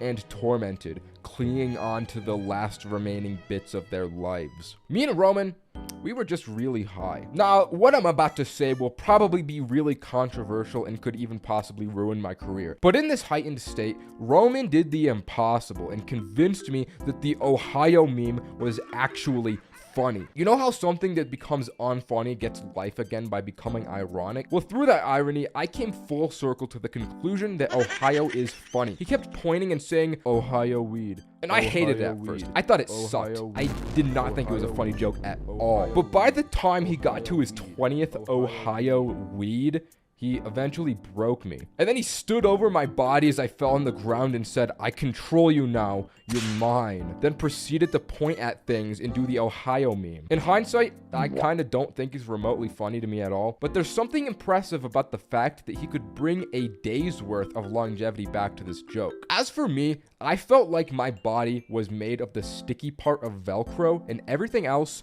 was whatever you call the other end of Velcro. I jumped on this bed and got completely stuck to it and couldn't get off. But I had a TV and an Xbox at my disposal, and from there, those two simple items brought me something I could only compare to an enlightening and spiritual experience. I queued up some classic Fortnite, went to the creative maps, and attempted to beat Fortnite only up. This collectively brought everyone together to watch me fall off of the first 3 boxes over and over. But every time I would get one more jump on my run, it was unreal. Everyone would pop off. The way they reacted to my gameplay gave me an evil little idea to do some trolling. Naturally, the group conglomerate gets munchies and all charge towards the kitchen, except for me and Cameron. I had to use all of my willpower to not follow them because I had hella munchies as well. But I turned to Cameron and whispered, bro, open YouTube for me. I wanna see somebody beat this. So we brought up a video as the boys came back, and as they saw these beautiful and excellent jumps being performed before their very eyes, the boys couldn't help but weep. They watched in awe as they thought I was truly beating this whole thing, and I gained loads of respect. You can imagine that next, we all just started watching YouTube and go zombie mode. So all in all, moon rocks are good and really strong and make you go hollow. So if that's what you really want, I recommend. This is the craziest high story ever told in the history of all stickmen on YouTube. So I was sitting in my living room and I was on my couch and I was smoking up a freaking bowl, dude, in a joint, and I was eating edibles and I was going crazy off the walls. I was higher than anyone had ever been in their whole life. I think I smoked a whole pound of weed, actually make it 2 pounds. I had 100 edibles and I smoked 4 joints. So I was in my living room, higher than a freaking kite, dude, higher than Tilted Towers. And I was having like dark thoughts to myself. This weed was speaking to me in an evil way. The thoughts I was having to myself, and let me repeat that one more time. The thoughts I was having to myself were evil. I was having evil thoughts. So pretty much, I was wanting to go on a run. And I was like, I shouldn't be going on a run after I consume these substances. Like, what if I do something while I'm out that is embarrassing and people perceive me doing something embarrassing? But I said, whatever, I'm gonna do it. So I left my house, but then this walk quickly turned into a jog. The jog quickly turned into a run. And before I knew it, I was sprinting full force to a gas station. I run right up to the gas station, and who else is getting gas, filling up their car, than a police officer? I look him in the eyes and I go, I'm freaking high as balls, dude. Are you gonna arrest me? You cop? I'm so high. And then he saw me and he was like, I'm not gonna arrest you, but I'm gonna beat the fuck out of you. So he snapped the femurs in my leg, both of my femurs. He snapped them. So I'm immobilized. I can't move. I have 2 broken legs, and I'm really high, dude. So I'm like, okay, so this just happened to me. This isn't good. I'm all the way at this gas station, miles away from home, miles away from civilization. I'm in the desert. There's scorpions, snakes, and the sun is blistering down. I didn't even wear sunscreen, and the sun is blistering down on me. I'm probably gonna get cancer from the sun, so I gotta get moving. But not before I fueled up. So, like, I crawl myself into the gas station with my hands because I can't use my legs. And I crawl myself up to the counter at the cash register, and I talk to the employee, and I go, do you guys have any Prime Energy? I like the green one. I want green Prime. Thank you. And so I bought it, and I drank Prime Energy, and it gave me so much energy, and it tasted so good, and it was so green. I almost felt numb. I almost felt numb to the pain of my legs. It could have been the weed too that made me numb to the pain, but I was numb to it all. So I walk out of the gas station with like my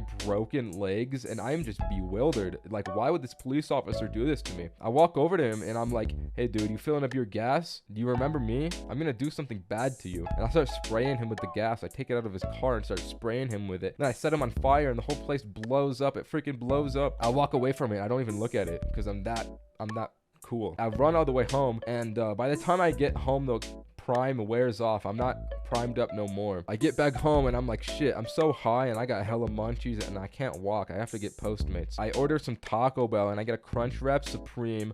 I get a Baja Blast Freeze. And I get nacho fries because nacho fries are actually in right now. They don't usually have nacho fries because it's like a seasonal thing, so you can't always get nacho fries, but they're in right now. So I ordered nacho fries. I really like those. And it got to my house in 2 minutes, and I was like, wow, that was the fastest Postmates ever. I'm gonna give a huge tip. So I went to tip him, and I gave him a 5% tip, which is a lot more generous than I usually do. And I gobble this up. Like, I'm gobbling like a turkey, all this food. It's crazy. I've never eaten this much food. It was like the Great Supper, except it was only me. You know what they say about Taco Bell. You know what they say about Taco Bell. So I'm fighting for my life in the bathroom, and then I realized that, like, what am I fighting for? What am I fighting for right now? Is this life really worth fighting for on the toilet? And then I collapsed and died over the toilet while shitting. And that is the greatest story that any stickman has ever told. Thank you. When it comes to high school, we all have shit memories. Nobody's decision making will be depthful when they don't have consciousness. Even when it was good, it was never all that good. Today, I'm unfortunately here to recall upon a time that has fallen down in infamy. It was a certified bad time. Back in 11th grade, we needed to up the ante and raise the stakes on a daily basis, merely to keep entertained and probably alive with our hormone brains. So we concocted this half-scheme idea to smoke gold. And what I meant by that was to roll a golden joint. Surely an absolute premium experience to be had. We wanted that man in the moon weed to get us out of this motherfucking world and to place into our wraps made of gold. But that wasn't enough. We had the brilliant idea of suggesting a boys' feast this night, featuring a steak, a beautiful steak, as the main dish. We fancied ourselves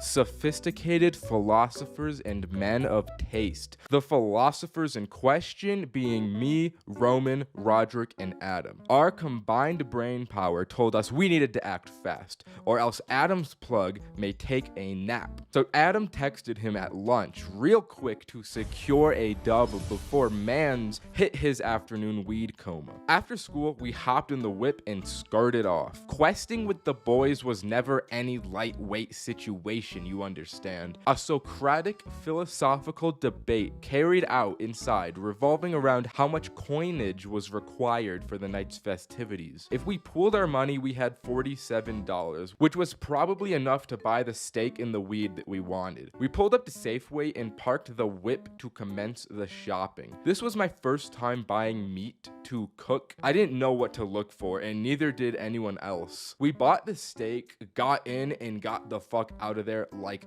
that. Adam's plug lived right up the hill, so we zoomed up the hill right after and filled into his basement like weed gnomes. When we got the za, we tell him about our quest and ask him if he knows how or where we could find golden wraps. He goes, hold on, as he pulls out a golden cone and a small piece of gold paper. You can either have a pre-roll for 20 or the filter for free, but you can't have both. This is what I meant when I said high school was shite. This moment right here should have been it all. Anyways, the boys mentally connect for a moment and confirmed that we're all like, fuck this guy. So we grab the filter and head out. Before we leave, he gives us 3 shops that wouldn't card, according to him. With 2 of the 3 ingredients scored, everybody hopped back in Adam's car and set course for the first shop. We for real felt like American navies in this moment. Brave seamen who ventured into unknown waters for booty. As we pulled into the parking lot, Adam said he wanted to go in first. So we blessed his ass with ancient prayers before exiting the vehicle. He comes back empty-handed and looking a tad unnerved. He explains that he went in to find a really chill, young-looking guy behind the counter. But as he started to browse around, he noticed that there was a bit of a switch up. An old guy sat crossing his arms and glaring at Adam from where the other guy was. This did not vibe with Adam very well, so he bolted out the door before he let anything else happen. Exhibit 19 as to why high school sucks. The shit you have to risk your literal life and limb over was never worth it.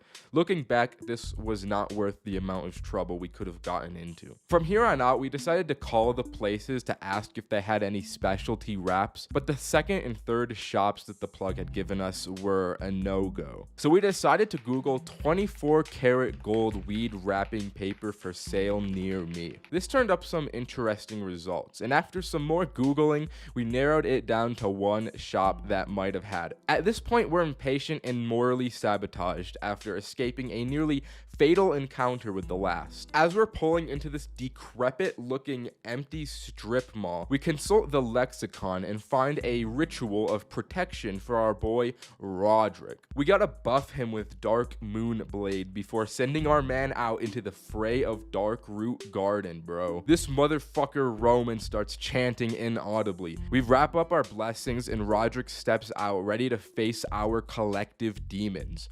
Adults in authority positions in possession of shit that we want. We wait 5 minutes, then like 8, and then about 10 minutes go by and there's still no sign of him. Finally, he comes out and it looks good. He's got that little grin we all knew meant good things. Roderick went sexy beast mode and not only found the wraps, but convinced this guy that he was 21 enough to buy them. So we had the wraps, we had the za, we had the steak, and we had our magical precious filter. All that was needed now was to assemble the stones like Thanos and rip fat tokes of this golden excellence. Adam's parents still hadn't gotten home yet, so we zoomed over there to prepare the feast. Adam cracks out the pan while Roman and Roderick take over the cooking preparations. Everyone crowds around the cooking skillet watching the steak come up as Adam tries to roll the joint. The problem was that we had not expected the golden wrapping paper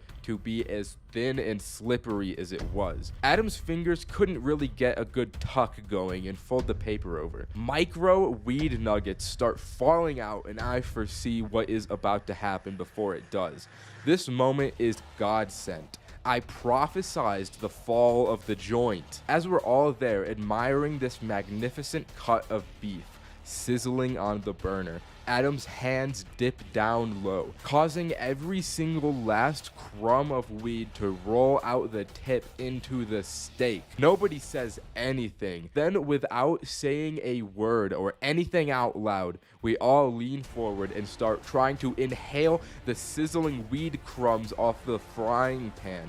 But of course, it doesn't work, so we all cry and piss ourselves for the rest of the night. And that's why high school is ass. Throughout all of human history, we've always wondered, is the Fortnite cart real? This image has been endlessly spread throughout ancient cultures, dating back to hieroglyphic scrawlings in caves. Even to this day, the internet has tried to find it for years on end, and nobody has been able to track it down. Rumors started to spread that it was fake, and the Fortnite Slurp Juice cart wasn't actually real. But a small dedicated community of brave individuals never gave up hope for the Fortnite Slurp Juice cart because, quote, the high would be so good from it, and I want to feel like I'm in the real battle bus. So as the professional stickman and honorary Jaden Animations of weed, I put it upon myself to truly find out if the Fortnite cart was real and if it in fact gave the greatest highs ever. After doing some digging around the internet, the best source on this topic I found was this Reddit post on r/weed. Clear as day, this individual has the Fortnite cart with the legendary blue THC oil. Reading the comments themselves, things didn't look so good for the investigation. Looks like window washer fluid. Rock on. Cancer speedrun.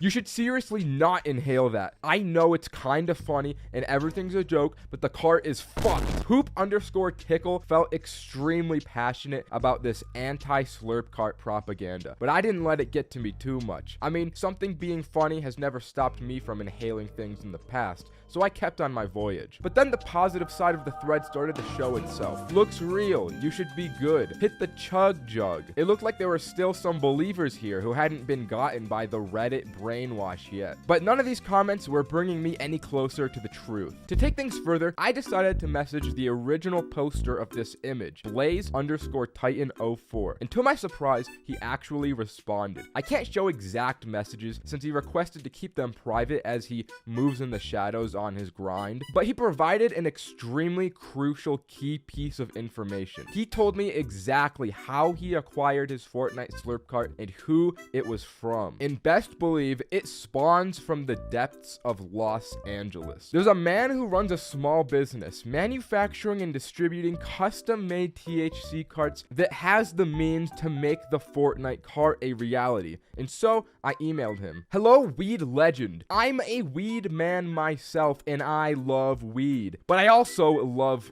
Fortnite. Can you make me the elusive Fortnite cart? Pretty please, I want to smoke that blue. 10 business days later, a mysterious package appears at my doorstep of my house with an evil purple aura shrouding it. I knew this was serious business because one of my generation-long family-employed bush trimmers died bringing the package up from the Ninja engraved iron gate that protects my home. I put on my hazmat suit to carefully extract the Slurpenjamin from the box and ran up to my bedroom to be the first person ever to hit and feel what a Fortnite cart is really made of. What happened next was something I could have never predicted. Boys, today we have the Fortnite Slurp Juice cart. It's so rare. Come here, you gotta see this, you gotta see this. Oh my god. Oh my god. Bro, you gotta try this. Oh my god, dude. Alright, I'm ready. I actually don't feel good. I don't think you should do that, bro. I don't think you should hit it. Okay, you actually should, bro. I think there's something wrong. I think there's something wrong with that pen. I think there's something wrong. You shouldn't have hit that, bro. Oh, fuck. No. I told you shouldn't hit that shit, bro. Fuck. Don't tell me you took another hit of that thing. No! Stop! I told you not to take another hit of that thing, bro. Come on! No! No, that's not good for you! That's not good for you! It's been 3 days since he hit the Fortnite pen. He's completely changed in all regards. I'll just show you guys. He's just playing. What the fuck? What are you? Hey!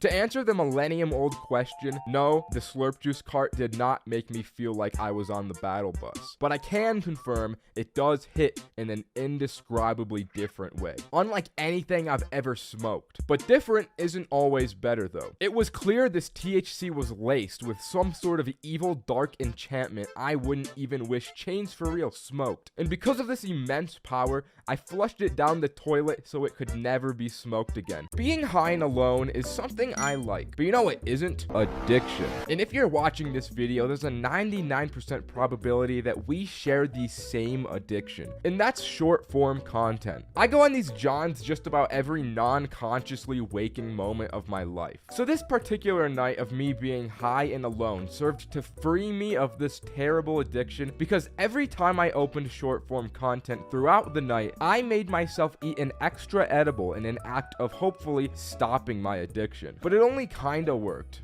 Here's what happened. Right off rip, after eating this gummy, I cleaned my entire house. I was an unstoppable force of cleanliness off these gummies. But afterward, I quickly went back to my addiction. Not YouTube Shorts, I mean gambling. This is gonna be huge. I'm gonna open a freaking case, dude. Holy crap. Oh, alright. But I felt that if I was to truly free myself of addiction, I probably shouldn't make exceptions. So I ate another gummy after this as well. Then I instantly opened Snapchat and went onto the shorts because I'm not very smart, which meant another one down the hatch. I had already eaten 3 gummies, so I knew I needed a foolproof strategy that would ensure I wouldn't watch any more shorts. I decided to attack the problem at its roots, which is my attention span. I needed a way to fully reset my mind, and my idea to do so was a kind of strange approach in hindsight. The plan was to sit down in an empty room and just exist with myself and my drywall. I sat there and stared at drywall with as much mental focus as I could possibly exert for as long as I could. I would start to feel my focus wavering periodically. The only thing this ended up actually accomplishing, though, was giving myself a headache, which is ironically exactly what YouTube Shorts do as well. Alright, so the drywall strat, it's not working. Maybe I just watch full-length YouTube videos instead.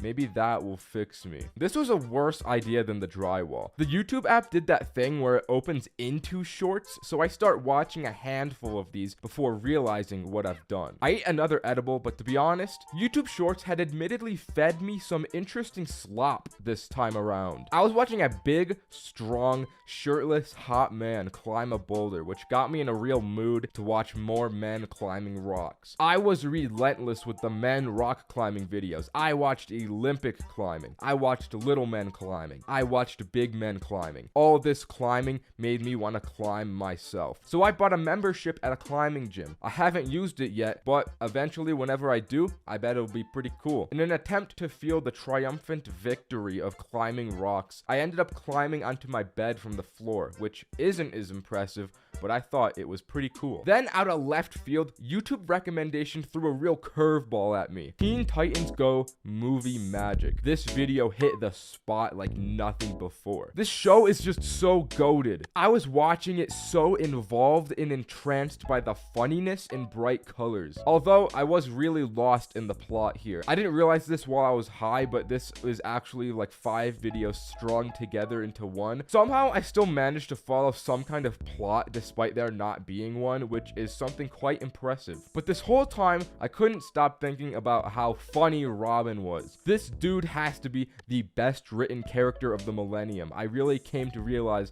the delicate intricacies of his character here. The only downside of this show is that it's bright and fast and really cool. Just like everything else, it was bad for my attention span. I needed to find some other method to fix myself. I search on Google how to slow attention span and find this article. After reading it, at the end, they recommend behavior therapy, which I don't need. So the article was shit and it didn't help me at all. Considering that the other things in this article were chewing gum and drinking water, I came to realize after reading this that I'm actually doing everything perfectly and optimally for fixing my attention span, if that's really all it takes. I guess I'm just left to live in torment and evil constantly. Afterward, I went down a massive YouTube rabbit hole, so I'll just give you some of the good ones before I went bye-bye sleep time for the night. And trust me, the last one will change something in you. So I watched how to turn a Lego man into meth. Then I watched pirate videos about how to be pirates. Those ones were pretty sweet. I learned how to become the Pope. I watched this video and legitimately did not listen to one word for the entire 30 minutes. I watched for an hour about the Napoleonic Wars. I've never given a squat about history at all in my life, so I don't know why I watched this. this, but it was interesting. I found out how to board an airplane. Then I watched a ton of these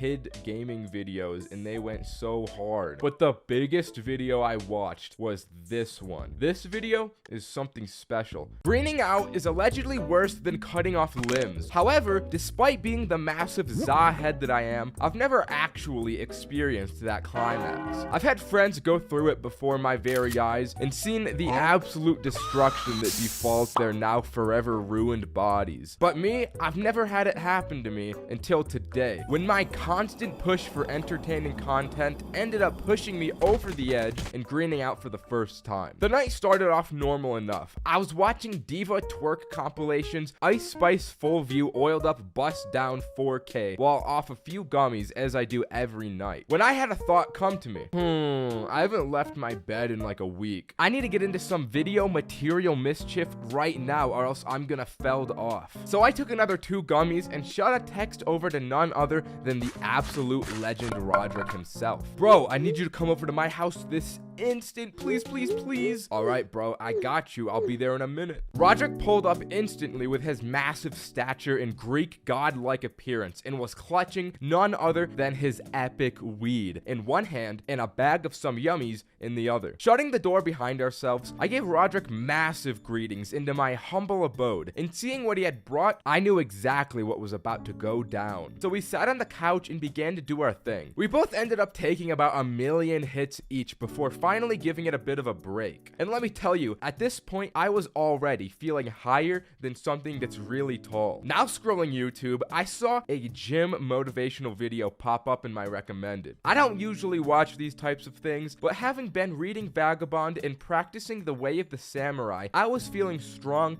and in need of constant self-improvement. And being as high as I was, this seemed like exactly the thing that would push me beyond my human limits. We watched the whole thing in silence, but the raw emotion was louder than anything I've ever felt. The only noise we made was at the end, where we both let out mighty roars, ready to take on any foe. Bro, I need conflict! Hey, let's bust out the push-ups, why don't we, my brother? Come on, let's just get on the floor. As soon as we stood up, I found it really hard not to stumble around and realized there was no actual way for me to do anything. Neither of us were really able to move, and even if we did, we'd probably hurt ourselves. Okay, bro, I can't actually do this. Let's just watch people work out on the TV instead. All right, dude, but the punishment for not working out right now is that we have to smoke more weed, which I gladly accepted. And in this very moment, I knew exactly what I had to do. Bro. Oh, yeah. I have to smoke endless weed and green out for views. It's what the people want. I have to persevere for those massive YouTube numbers. Us both finding this idea very funny, Roderick and I did a few more rotations of that smoky to really send ourselves flying. Finishing up this round, we decided it would probably be best if we got one other person in here to help me keep on my mission. So we decided to hit up our boy Cameron to come over and make sure we were able to keep focused. He eventually came over, and when we opened the door for him, we were nothing more than shells of our former selves. We had smoked ourselves into mere husks of who we used to be. But I was still talking coherent enough that Cameron knew his job wasn't complete. Hey, how's it going, lads? Not good. I don't think I can handle this anymore. I might have gone over my head for this one, dude. That's all right, bro. That's why I'm here. Think of the views, dude. Let the views motivate you. Just seeing Cameron's shining smile motivated me to go a little further. I took a few more hits, but not nearly enough to green out. But I was high enough to be brain dead. After a few minutes had passed, I heard another knock at my door. My first thought I had to myself was, oh, Cameron must have gotten here, forgetting he had arrived minutes ago. When I opened the door, it was actually some missionaries that had came from the church, inviting me to a local event they were hosting. I start to panic here. I couldn't even remember that Cameron had entered my house, so I knew I couldn't communicate with the missionaries. Oh, you guys, hey, come here, come over here. My words were bullshit, but sounded convincing enough to be real. I got Cameron to the door and ran away to hide. died. Oh yeah, Cameron already got here. He took care of those guys for me real good. The missionary encounter had shaken me up a bit and faltered my motivation visibly. I'm struggling here, my boy. You're gonna need to do something real moving to get me any further, Cameron. Then he did something I never expected him to do in my life. In an act of true selflessness and purity, he ate his first ever edible for my sake. Now that I'm gonna be high for the first time, boys, you gotta do this. Having witnessed such a manly and awesome moment, I now knew what had to be done. I wasn't gonna let anything stop me. Not even the dizziness that was absolutely beginning to obliterate me, just like I do to Ice Spice, could stop me. I took another gummy and took one last giant rip of the bong. And just like that, it was all over. My moment had finally come. After a few minutes, I began feeling the full effects. I was getting incredibly dizzy and nauseous. Standing became a near impossible task, and just the sound of Roderick and Cameron talking felt overstimulating and overly loud to the point I couldn't handle it. Honestly, this part gets kind of a little fuzzy in my mind, but I eventually managed to get carried upstairs to my bed,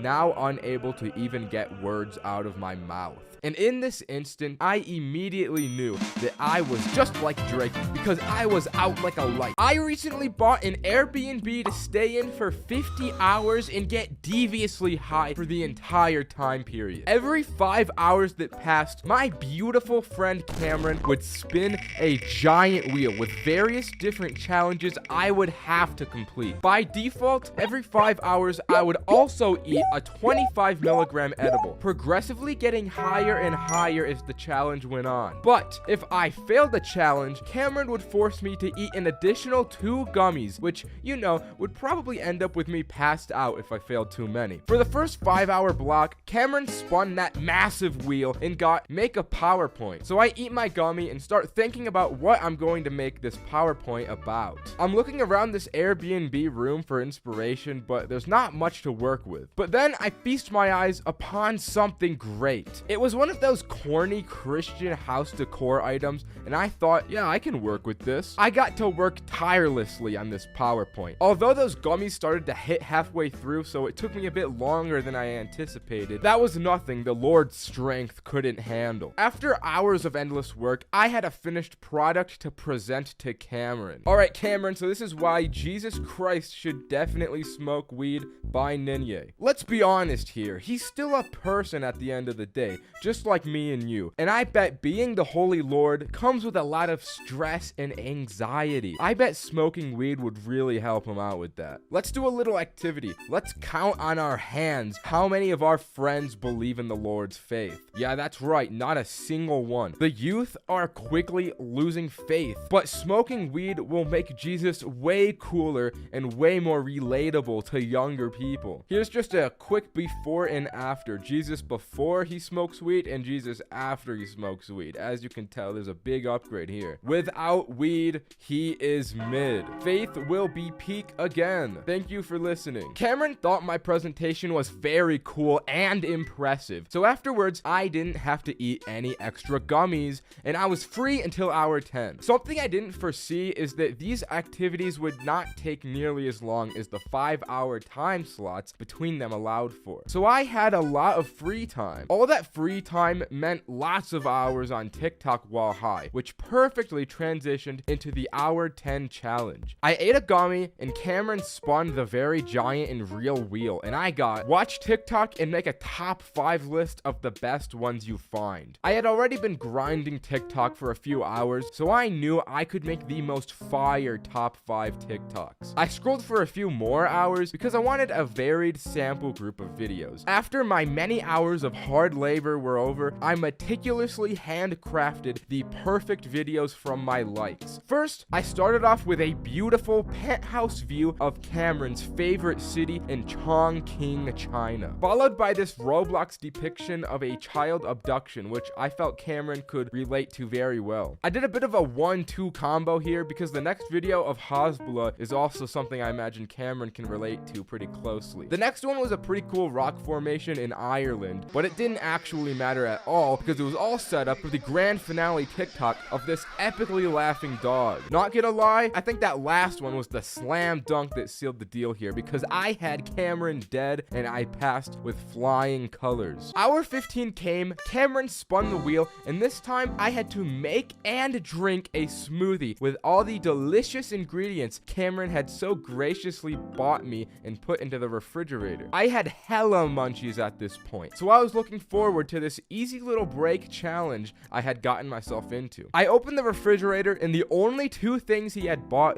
was cauliflower and a bottle of water. Bro, what is this? Why are these the only things? Oh, you know, it's just a little something, you know? I'm not gonna shred cauliflower and drink it with water, bro. Cameron was thinking 3 steps ahead of me because he knew I wouldn't eat this dung. He was doing a bit of what we call in the industry throwing for content. He felt I wasn't getting high enough, and if I were to fail this challenge and eat extra gummies, it would make things a little more interesting. I won't lie, it ended up working. During hour 15, I ate a total of 3 gummies because this little pitfall he had set for me. By the time hour 20 came, I was sloshed. This was the 1 hour that we didn't spin the wheel. The idea was that I had to build a pillow fort, which would really just be me making a bed to sleep in, since I was 20 hours into this challenge and I had to sleep. But before I did that, I had already passed out. So when I was awoken all groggy at hour 25, Cameron had the 4 gummies I had to eat at the ready. This was the point where it was all just pain. I had to eat 100 milligrams of edibles after waking up from my shite sleep that only lasted 5 hours. Already we had to spin the wheel again, and it was a game of hide and seek where I had to hide from Cameron for a successful 30 minutes. I won't lie though, I just went into the closet with as many blankets as I could find, covered myself, and passed out. I ended up sleeping the whole time again, and to be honest, I woke up sloshed again and royally fricked from the residual hour 25 gummy load. As I awoke, Cameron came to me with an extremely devious smile and said, "Hey man, you gotta go to the kitchen. I got you something special for hour 30. Come on, big guy." So I got up feeling like I had just gotten hit by a car and waddled into the kitchen to see a big GoPuff bag. The wheel landed on a free spot, dude, so I got a gift for you. Oh my god. After 30 long hours of suffering, I finally have something good happening to me. I'm so hungry. I don't even care what you picked me, dude. I'll eat anything. Thank you so much. I grabbed the bag in excitement, and as I opened it, the only thing it was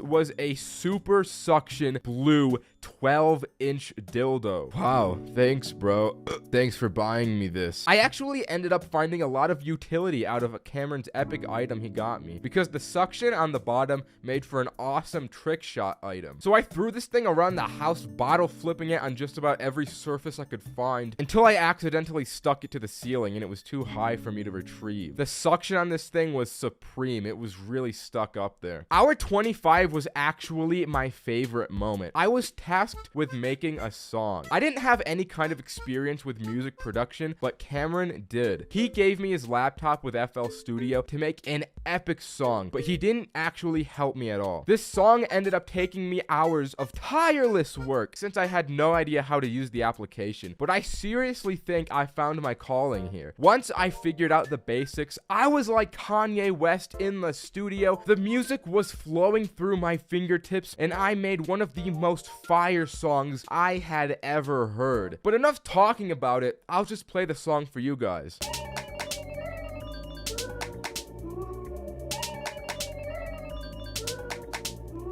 For some reason, Cameron didn't like this song though, because his head is too far up his ass. So I ended up eating an extra 2 gummies, and it was off to hour 40. The wheel spun, and what was required was a battle of willpower, discipline, and heart. I had to step outside in merely my undies while it was blisteringly cold and blizzarding, and survive standing in the snow like a Joe Rogan ice bath for 5 minutes. If I were to fail this challenge, I'd have to eat a gummy for every remaining minute on the clock, so the stakes here were higher than ever. I took a moment to collect myself, as I knew this would take an incredible amount of focus. So I did that thing you do where you sit at your bedside in the morning and take in the fact that you have to live another day on this earth. Except instead of a bed, it was on a couch side, and I was preparing for war. As I initially went outside, the cold hit me hard. Instantly, I wanted to turn back. But I saw the sinister look Cameron had in his eyes. I saw how badly he wanted to feed me all those gummies, and I was determined to prove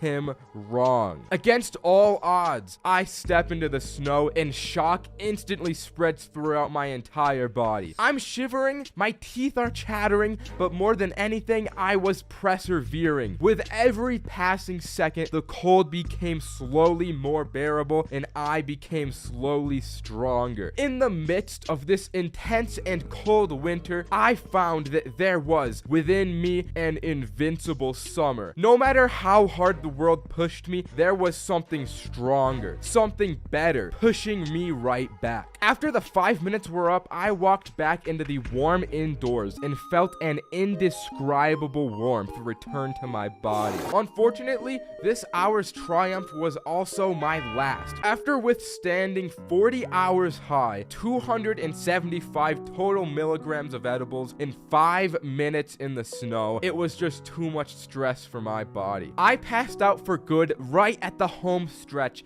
and didn't get back up to finish all 50 hours. While I lost the challenge, the lifelong lessons I learned throughout the excruciating pain I endured these 2 days made up for it. Maybe another day I'll have to try this again and succeed. Every single day of my miserable life, I smoke a very unhealthy amount. And when I inevitably whisk myself away into my sweet little dreams, they always turn out to be actual fever dreams. It'll either be the most delightful, confusing, or downright heinous activities my mind conjures up deep into the night. The complete relaxation and peace of mind being high gives me while falling asleep is worth the gamble I always inevitably take in my dreams. So I've recently journaled some of my more out-of-pocket dreams I've had while high, so I can expose my evil subconscious to the public. I'm not afraid to say it. I love monkeys. They're too funny and silly without a care in the world. All they do is swing from vine, chill, and be awesome. So I end up watching a lot of monkey videos in my free time, especially when I'm off a few gummies. You could best believe that afterward, when I fall asleep, a few cheeky chimps sneak through into my dreams. Now, this particular dream was built different because it starts off in the center of the monkey town square of the monkey village. This place had chimps and baboons walking all about in a civilized manner, and somehow I had this ability to telekinetically communicate with any monkey I wanted to. They would come up to me like, and I'd look into their soft eyes and respond. Yeah, man, I totally get you. That's too true. So I'm doing my monkey business, shopping in the local banana store, when the great sage monkey and mayor of Monkey Society approaches me. Nah, man, you got it all wrong. I'm a monkey just like you. I was just in an accident. So I started climbing this massive tree for the coconut, but it was too hard for my human body. So I eventually fell and landed into mud, where ants instantly ate my body alive. I felt every horrific bite as they tore the flesh straight off the muscle and bone and tendons. Unlike the real world, I wasn't devoured though. I was simply just decreased in size. As a tiny person, the great monk mayor officer supreme presidential monkey came to my side and said to me, I had never felt such disappointment in a chimp's eyes. Then I was quickly thrown into a trash can. It was an abrupt ending, but I mean, these are just dreams. I can't help what happens. Now that was a little dark, so let's lighten the mood. So I keep having dreams about prison. Whenever I go to bed, I more often than not dream I'm in a jail cell locked behind iron bars. This particular high-induced prison dream was a little different than the other ones I've had because it was also completely lucid. I had full control over my thoughts and actions, and for some reason I was in an all-female prison despite being a large smelly man. I vividly remember the first thought I had to myself being, I gotta rizz up these prison ladies, sheesh. Then grabbing the bars containing me with my huge arms and ripping them out of the walls one by one. Despite being aware it was a dream, I lost all control. As soon as I stepped out and all these fine dames laid eyes on me, I knew what was about to happen. One by one, each of these women slowly approached me, and right before it was about to get epic, I woke up into a sleep paralysis episode. I was laying in my infested bed as I remember remember it, but I couldn't move my bones or muscles. Then shadow people started to move out of the closet and slowly approach me. It was just like my dream prior, except that instead of hot babes, it was horrific eldritch underworld demons that probably wanted to kill me. They stood over my lifeless husk of a body, and as I looked them in the eyes, they just looked back. I was so scared I would have shit myself if I had bodily autonomy and wasn't paralyzed. Once I got my bodily control back, though, the demons disappeared, and I made a sound that sounded something like this. I just wish I got to stay in the prior dream just a little longer, man. There was another day where I was watching the Industry Baby music video non-stop, just because I thought it was cool, and the song is amazing. As I went to sleep, I had a really cool dream that involved a new strain of herpes that widely spread throughout the United States. It was very infectious and extremely life-threatening. So much so that it got to my entire family, and I watched everyone I know and love slowly die in front of my eyes. I was not immune either, because the strain eventually got to me, and I had to see all my awesome and vascular muscles slowly drain away until I was but skin and bone disintegrating into nothingness. All that was left was to be welcomed into the afterlife's cold embrace. It was probably the coolest dream I've ever had. But throughout all these high dreams, my real high dream is to one day eventually smoke weed with Pokimane. I think that would make for a banger video, am I right? Anyways, I was just like Drake these nights because I would get so high I would be out like a light. You know the drill. I get dangerously high by myself, track everything I do on my notes app, and tell the story of the actual brain-rotting activities I get up to. But this time, there's a little twist. Before I got high, I texted my boys group chat to ruin me tonight. They could call me, text me, or just send whatever heinous dung they can at any time throughout the night that would mess with me or just make a funny moment. So here's what happened. After eating my special gummies, the first thing I wrote down in my notes was watermelon with no melon. I guess I found this video so impressive I just had to share it. Anyways, let me set a scene for you. As the gummies came into effect, the first thought I had to myself was, I want my big Oreos. So I walk myself downstairs into my dimly lit kitchen, fill my favorite coffee mug with warm milk, and start solemnly munching on these porcelain big Oreos, one intimate bite at a time. As it turns out, I only had 3 Oreos in my bag, which left me with a real problem. I got no more Oreos, but so much milk. Without thinking, I trotted up from my seat, walked over to my little tree, and poured my milk into the soil as if it was water. It took me a minute to mentally process that I had given a tree milk until it finally hit me. Wait,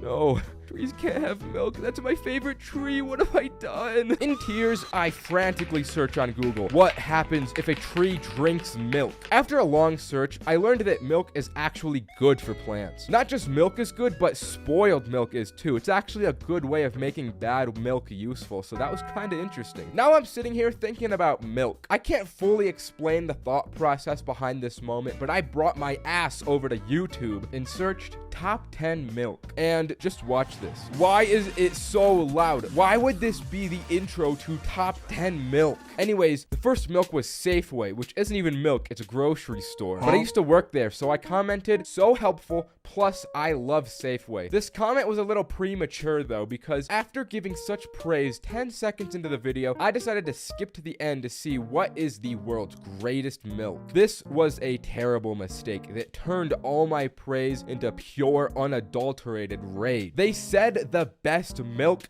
is Borden. Are you joking? You have to be smoking crack to genuinely believe Borden is the best milk there is. So rationally, I replied to my original comment with a nasty and hateful reply. As I hit send on the comment, my messages start getting spammed with a constant influx of this deranged dog image coming in from 5 separate people. There had been an organized attack on my iPhone messages, and the dinging wouldn't stop until I got a phone call from someone with no caller ID. I pick up the phone.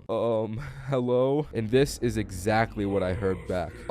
Is this Borden? Do I need to repent? Do I need to repent for the sins that I spoke on your milk, Borden? And before there was a reply, my phone crashed from the constant dog images that were still going through that whole time. Holy shit, I made a terrible mistake. But then, as if God's light came shining down at me in my darkest time, as I turned turned my phone back on, the image of the dog had changed. He was so happy now, grinning ear to ear. It was a beautiful sight. Seeing him smile back at me gave me such a sigh of relief. So I felt I'd treat myself to a little Chipotle queso. I ordered from Postmates and the driver's name was Quentin, and I promise you this is a detail that comes back. As I'm waiting for my Postmates, I go back on YouTube to see something that truly pissed me off. The video was called Strongest Energy Drinks Comparison, which I thought sounded pretty cool. I was interested in what the world's strongest energy drink was. I click on the video and every single energy drink has 320 milligrams of caffeine. Like, it does not stop. The drinks just keep going and they never change. I keep thinking to myself, oh, the next one's gotta be stronger. It's not gonna be 320 milligrams of caffeine,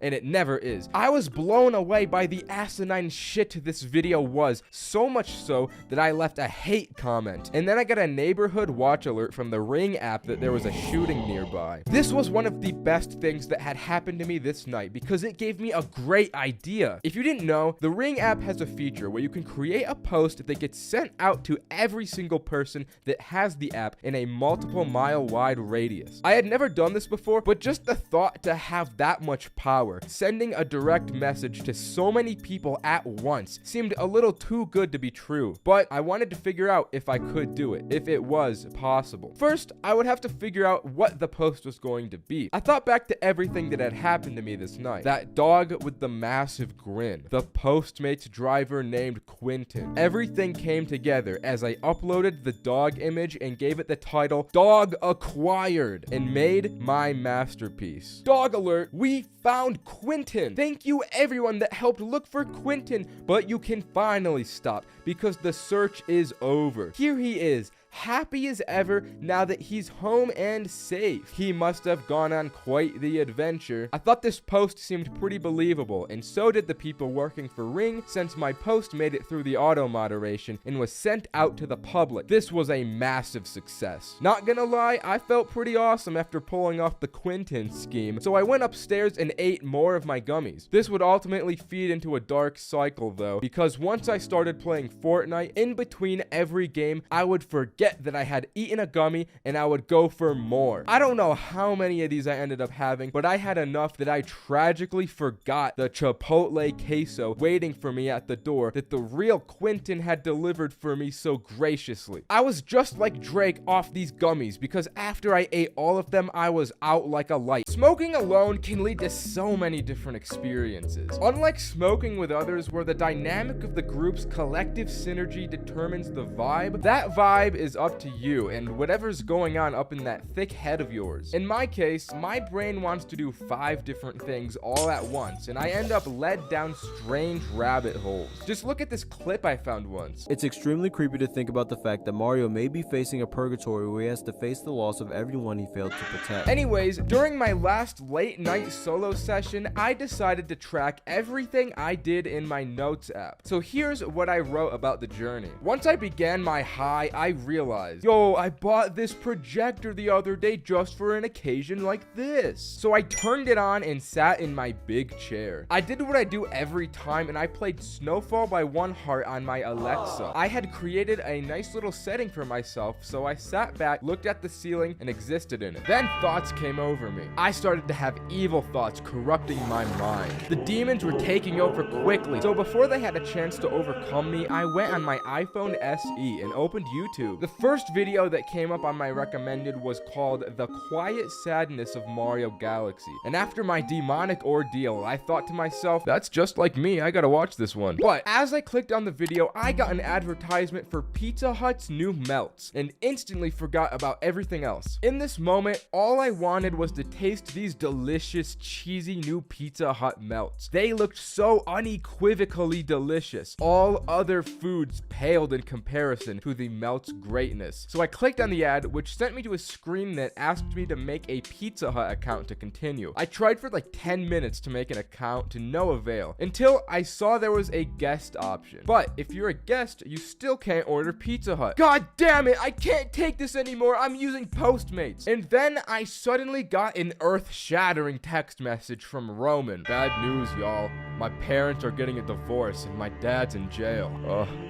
Oh no. Do not fret. Little did I know this message was a bit of a troll. If I had just looked at the message above it that read, Roman, save my divorce voice recordings, I could have pieced it together, but I didn't. The big dog Cole was running a meme sending Roman voice recordings pretending to be his father, saying he was getting a divorce. But again, I didn't realize this. How did this happen? I need to call him. Bro, explain this to me. Yeah, my parents are getting a divorce. My dad's in jail. Really? Yep, he's in jail, rotting and divorced. Well, he didn't seem too bothered by that. Oh god, oh, I'm so hungry. I need that Postmates. I had finally ordered the elusive melts, and while waiting for them, I decided to go back and watch that Mario video. I got probably 1 minute exactly into my viewing until my eyes cheekily shifted down to the first recommended video, being one of those house building process videos. This joint will hit right now, sheesh. As you can imagine, it didn't take long for my brain to start thinking something else. I bet I could build a house. Why don't I just build one right now? I'll play Minecraft and show this guy he could only dream to build a house as good as me. I turned on the PS4 to see the game disc wasn't in, and I'd have to get up from my chair to solve this problem. So I just sat there and did nothing. This allowed my demons, corruption, and evil sludge to coat my mind once again with its wickedness until...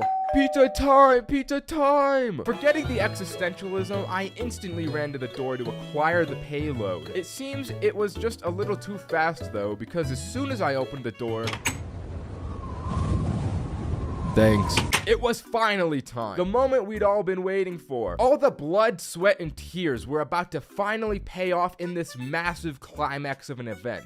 This looks so good. Holy. I took the first bite of the most heavenly food on the face of the planet. It was exactly what the commercial had promised. This melt was quite literally busting in my mouth with every delicate and cheesy bite I took. I devoured the entire thing in roughly 1 minute on my beast mode savagery, and then threw myself back into the big chair. I was finally determined this time to finish the Mario video. I wasn't about to let anything stop me. So as I unlocked my phone, I saw it was still on that house making video, and I remembered Minecraft was waiting for me. But this time, I was changed. After devouring such a great melt, I was feeling formidable and brave enough to get up and put Minecraft into the PS4. I perfectly executed the operation, loaded up a new world, and after 20-something minutes, I made myself the most generic wooden plank house imaginable. Feeling pretty good about this, I opened my phone again, disliked the house building video in an act of ownage and deviosity. Then I got back to my Mario video. Realizing how awesome I was, I felt I couldn't fully relate to the themes of this video as well as 30 minutes ago me would have. But regardless, I watched the whole thing and only paid attention to the visuals and the music since it was all very cute. It was just so nice seeing all of these bright colors and peering into the endless depths of space while listening to the music that by the end of it, I was feeling a tad sleepy. I stumbled my way back to my bed and lay down. As I was falling asleep, I felt as though I myself was drifting through space just like the Mario man himself. It was truly serene. Guys, I'm not a stupid person. I'm actually very smart. But I accidentally got a nicotine addiction. It wasn't even my fault though. It was just the way the world dealt its cards to me. I think it's very important to understand that nicotine is bad. And now that that's out of the way, let me explain to you how I accidentally got a nicotine addiction. So the day prior to the birth of my nicotine addiction, I smoked some King gas with a lawyer and it utterly defeated me. During that night when I was blasted, my boy Roderick gave me his vape, and without realizing it, I went home with it in my pocket. So the following day, this thing was just sitting around my house. I texted Roderick, bro, I got the mint elf bar at my place. Come and get it, big dog. Bro, after last night, I can't do it. I'm incapacitated. I'll just get it tomorrow, alright? And thus began the first day with my vape. After what had transpired the other night, I won't lie, I was a bit incapacitated as well. So I thought I'd take the day easy, stay inside, and watch a little anime on my iPad like a 12-year-old child. Since I spent the entire day inside, I was constantly tempted by the vape just lying around. I didn't feel the need to hit it yet, but the morbid curiosity of the vape was building in my head as the day went on. I had vaped before, but I had never been able to actually get a nicotine high before. So as the night came around, I had the thought, alright, I know these Johns are terrible and life-destroying, but it's technically not my vape. So once I experience this head rush, I'll just get rid of it tomorrow and I'll never have a chance to get hooked. So I start sucking this thing like a Division I football player until I finally feel my first nicotine high. I feel like I compare the high to if you drank a cup of coffee, but all of the energy was condensed into 2 minutes and then it suddenly goes away in an instant. But once I got it the first time, I called it quits, not knowing the floodgates I had just opened. It's day 2, so I gave Roderick that call, but this time he says to me, yo, I'm sick as a dog. I can't get the vape. I'll let you know when I get better though. I had another unexpected day ahead of me with the vape, and once again, I held off until the night because once dusk fell, I'm hitting this little thing like crazy. This day, I hit it a few more times than I'd like to admit. I got into what I would like to call a mode and ripped the vape listening to Nightcore. I think it's safe to say this vape was already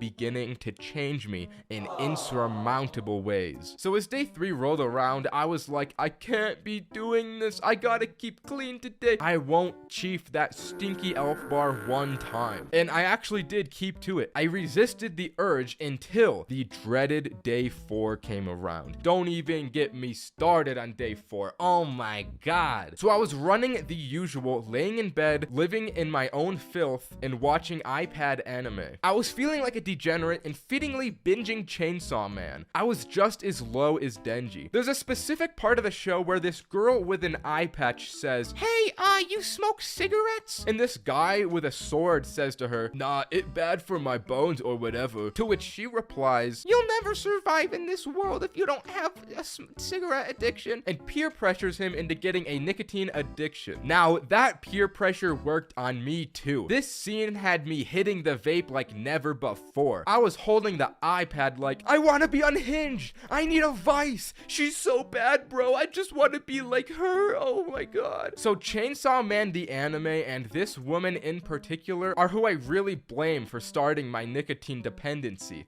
Not myself. I start mindlessly ripping the nicotine as I'm watching this show, and I'm not even feeling anything half the time. I'm just doing it for the sake of doing it. Then another landmark moment happens. There's a scene where my favorite character is in bed looking like a fine dish, and I'm like, oh my god!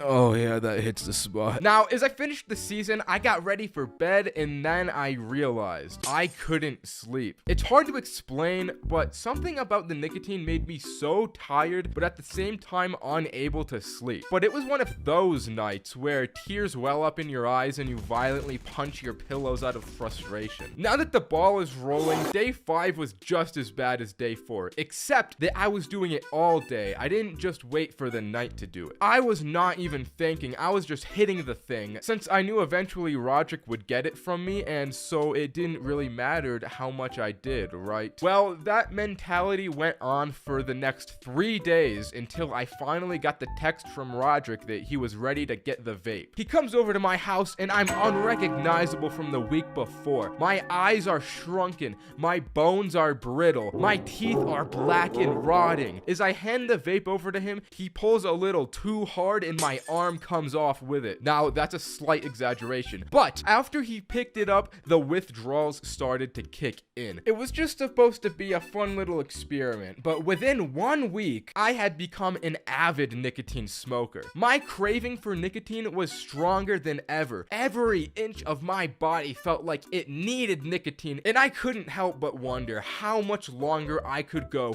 without satisfying my nicotine addiction. My health was beginning to deteriorate as well. My breathing became labored and irregular. Headaches appeared on a regular basis. It felt like there was no escape from this addiction, and no matter how hard I tried, it seemed impossible to break free from it. But as time passed, it went away and it was actually not hard at all. And now I believe that all nicotine addicts are just weak. Smoking the grass is unironically my career at this point. So you'd think I could hold my own against a little something something, right? But this new year, Year's, I had a man of very high stature and business class offer me some za from his world, and it was like nothing I had ever done up until that very moment. But like I said, it was New Year's. The whole gang was downtown following Roderick around like little baby ducks because he supposedly had a surprise for all of us. So once we all get to the square where the ball drop was going to happen, he leads us all into an office building and up this elevator. Are we even supposed to be here, dude? I don't care. I literally was not asking you. Bro, get me out, sus, get me out. Gentlemen,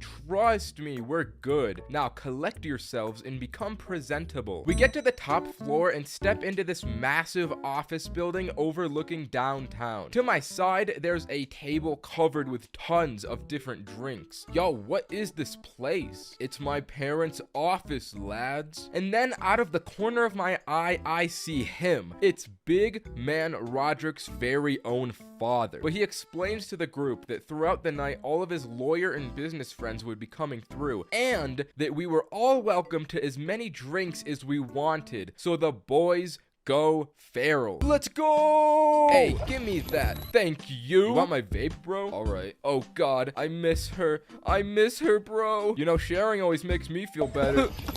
Do not fret. Cameron was the sober man that would be taking us all home this night. We were all being very responsible. So we all start opening the office windows and yell nonsense at random pedestrians. Before we know it, the place starts to fill with lawyers. The group breaks up, and in the presence of all of these high-value individuals, I taught some guy's wife how to floss. 10 p.m. was closely approaching, which meant that the first ball drop was about to happen before the real one at midnight. We all link up, look out the window, and despite this not even being the real New Year's celebration, the streets are filled with swarms of people. As we all marvel at this horde, we see a familiar face standing outside. It was our boy Tony. We need to go out there. So we all run down the stairwell and out the back exit, but as we left the door, we ran past one of the big dog lawyers that I had recognized seeing upstairs, and he was smoking something. So I made a mental note before joining the crowd. We gave Tony monumental greetings until ball drop time was about to happen. We all run to the center of the crowd, bust down excellent style for a few minutes until returning back to the lawyer office, stench and sweat covered from all of that bussing. Back up the elevator, I lead the squad into a small conference room and explain to them, boys, I think there's weed on the premises. I want to get my hands on it before the real New Year's event happens. So we start scouting around the office looking for the guy I had seen earlier. We ended up finding him still at the same spot prior, and as we walked out, the legend offered us some. So we all, minus Cameron, smoked with this lawyer, and before it really hit us, it was quite chill. So once we had our fun, it was back up to the office to devour the sandwich rolls and prepare for battle at midnight. Roman and Roderick start devouring every last crumb like savage berserkers, but I'm feeling a little differently. Yo, guys, that lawyer stuff is really hitting diff right now. How do you feel? I'm gonna go to that conference room again. So I'm sitting in the conference room alone. On the floor, I find a bunch of strings and start assorting them from longest to shortest. These two women walk into the room like, What are you doing? I'm playing with strings to stay alive. And that's all I remember out of that interaction. There was this dude that also came in as well, and he talked to me for like 5 minutes, but I have no memory of a word he said. Eventually, Cameron and Adam came into the room. Bro, we lost Roman and Roderick. Lamau. Do you need to go home, dude? Yeah. Alright, bro, we'll try and call them. And about 18 phone calls were made to Roman's phone, and not one was answered. Cameron and Adam decided they'd face the New Year's storm out in the streets to look for the two, while I stayed up in the office, so they moved out. It didn't take long for me to get bored of sitting in this conference room, so I get up and leave to look out the window and watch the ball drop from there. As I'm staring out this window, I eventually do see Roman and Roderick out there going crazy in the square. I watch them for a few minutes until Roderick walks away to get drinks from a bar or or something. So Roman's out there all alone. Then there's this big middle-aged dude pushing his way through the crowd of people for I don't know why. Roman was in big man's trajectory, so once he eventually shoves Roman shoves him back. And then this dude punches Roman so hard that he falls to the ground and the police detain the unhinged big man. After seeing that, I thought, well, I should let them know I found Roman. So I walked down calling Cameron, telling him to meet me at the office entrance. As the both of us link, it's about a minute until New Year's, and everyone around us is going bananas, so we just stay put not to lose each other. Once midnight struck and the ball dropped, I just stared up into the sky completely unmoving and honestly feeling nothing. That za had me a stoic. So where's Roman? I lost him. Damn. Okay, well, I'm just gonna take you home, bro. You're clearly sloshed. I'll find them later. So my handsome little savior drives me back to my place. I get inside, and as I'm taking my stuff out of my pockets, I realized I still have Roderick's vape, but I didn't care and instantly passed out. And if you want to know what happened with Roman after this dude punched him and what went down once I left, you're gonna have to wait 3 months for when Roman makes his own video, because I don't know what happened. Boo-hoo! These big old doohickeys are notorious for being the kings of smoking equipment. Just look at this list, it's at number 1. And it's for a good reason. Anyone who's ever used one knows just how lethal a few hits can be. And I did 10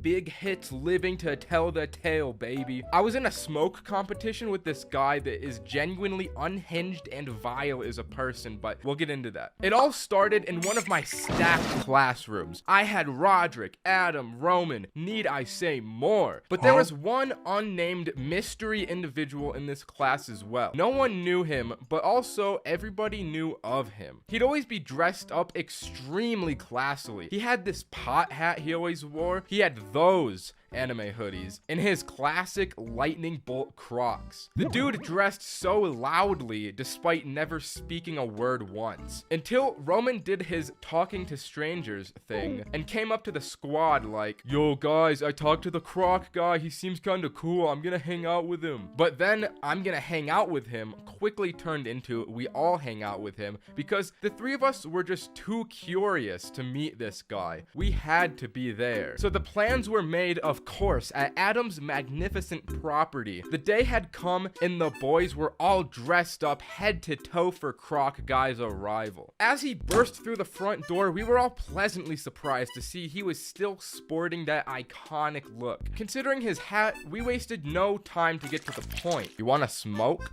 Sure. So we get the equipment and all tiptoe downstairs ready for smoke time. So how often you smoke that epic, bro?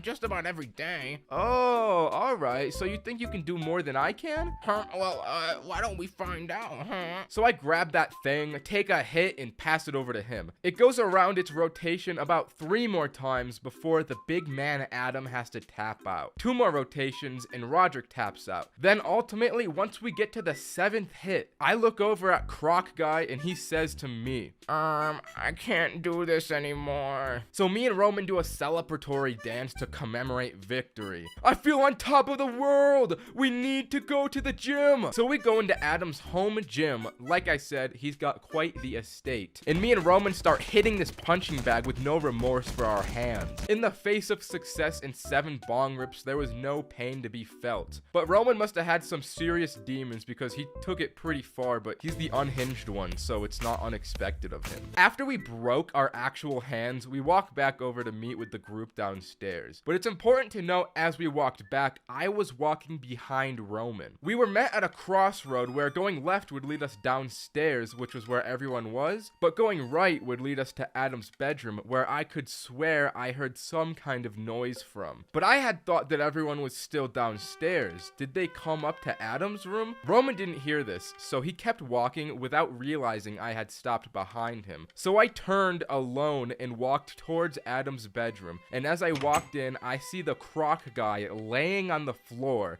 but I didn't see anyone else. Yo, what's up? No response. I walk closer, and I see he's passed out in a weed coma of some sort. But as my eyes wander down, I see the Croc Guy is, exposed. I'm frozen for a moment before I slowly just walk out of the room to not make a noise. Bro, what was that? I knew we should have never hung out with the croc dude. Oh my god, I need to tell everyone else about this right now. Once I got downstairs, I see Roderick freestyling and I freeze up again. Being as high as I was, I realized it would be pretty awkward to explain the situation to them. So alternatively, the plan was to naturally lead them into finding out themselves. But before I said anything, there was one absolutely fire bar Roderick said during his freestyle, which went along the lines of, "She didn't want to fuck me, but she should have." After that heat was spoken, I said, "Guys, let's all go upstairs." "Okay, but let's smoke more." So we do the bong rotation 3 more times before going upstairs, and I'm just hammered. I am smashed from these hits, dude. As we walk up and towards the room, Roman yells out, "Bro, we need to go to the pool. I want to see what the water looks like." So the great croc guy reveal was delayed while the 4 of us sit by Adam's pretty sweet indoor pool. But to be honest, because of all those extra bong rips, I kind of forgot at this point the trauma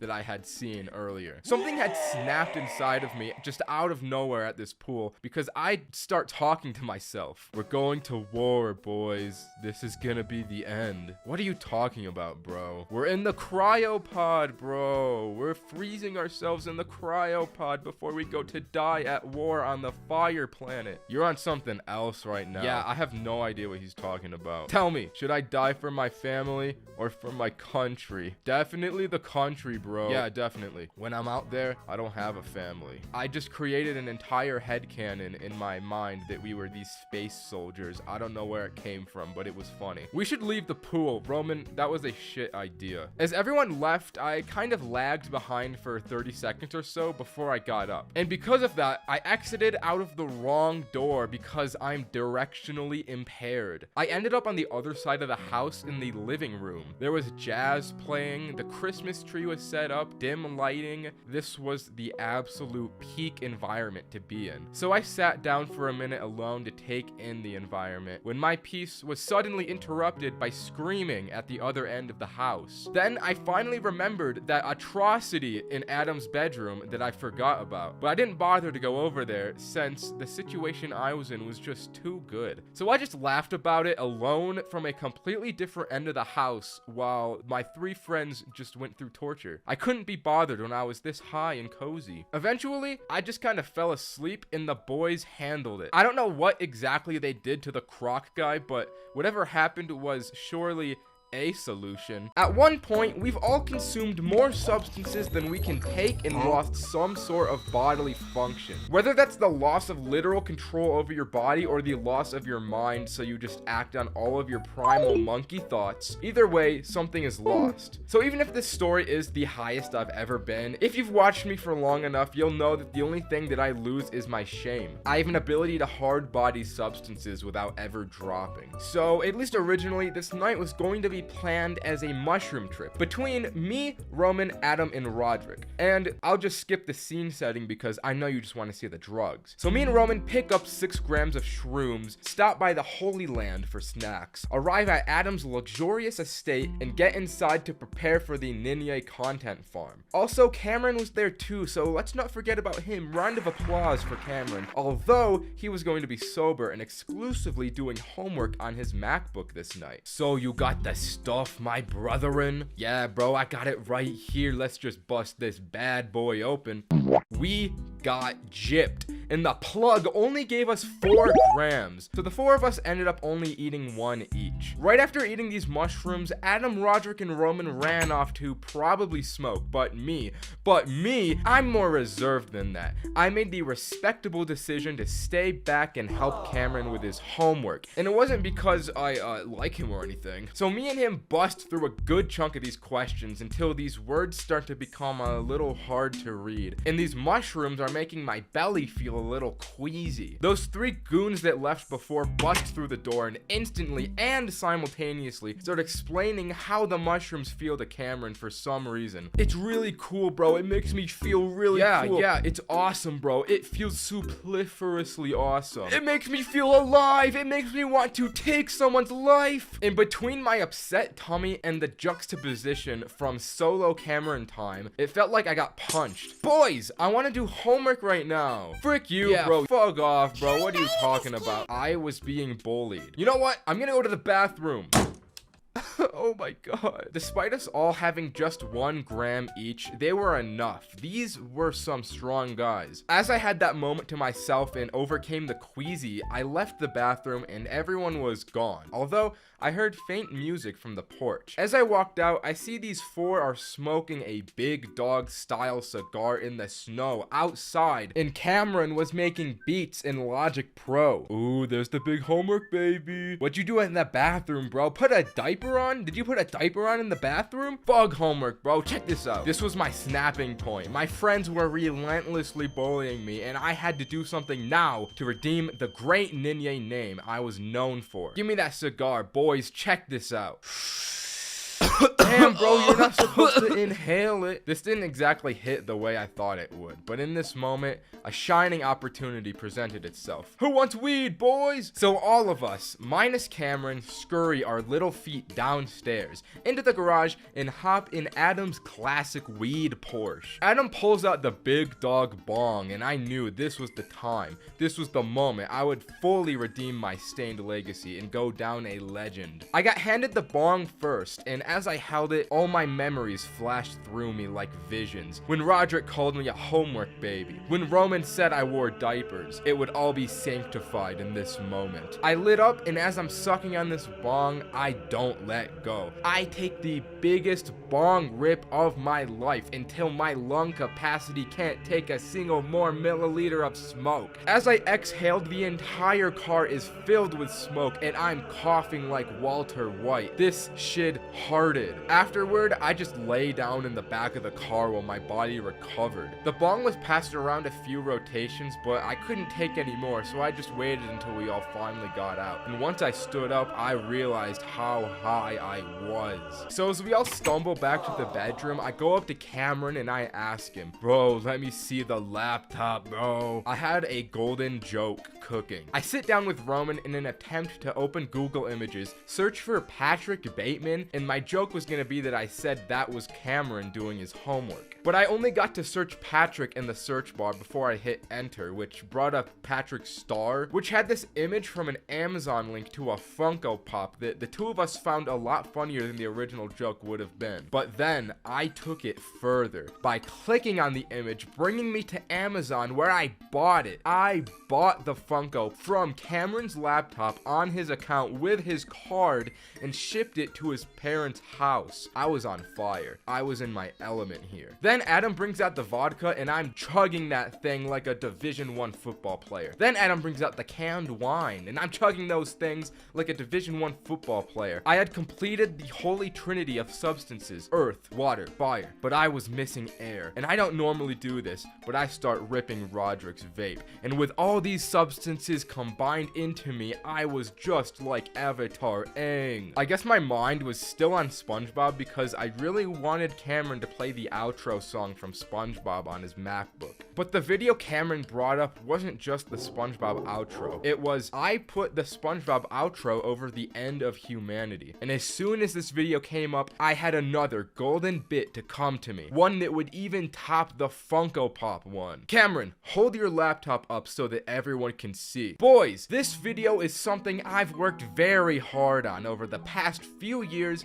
and I'm so happy to finally have it come to fruition. You didn't make that, bro. That's a YouTube video. They want you to believe that. But let me continue. As you know, my YouTube channel has grown at an extremely fast rate recently, and I wanted to celebrate the monumental achievement of 200,000 subscribers with a celebration that's fitting. So I've planted 200,000 bombs across New York City, and what you're seeing now is live drone footage broadcasted from my channel. But it's not just just New York. The more subscribers I get, the more bombs I plant. Until even we are engulfed by fire and explosion. It's just my way of saying thank you for all of the support I've received thus far. As you can imagine, that bit killed it. I could confidently say that my name was saved from the disaster of earlier that night. I walked out of the room and into Adam's library, basking in glory. Like I said, he has a luxurious estate. He has a library. And still vaping, I sit on his oversized reading throne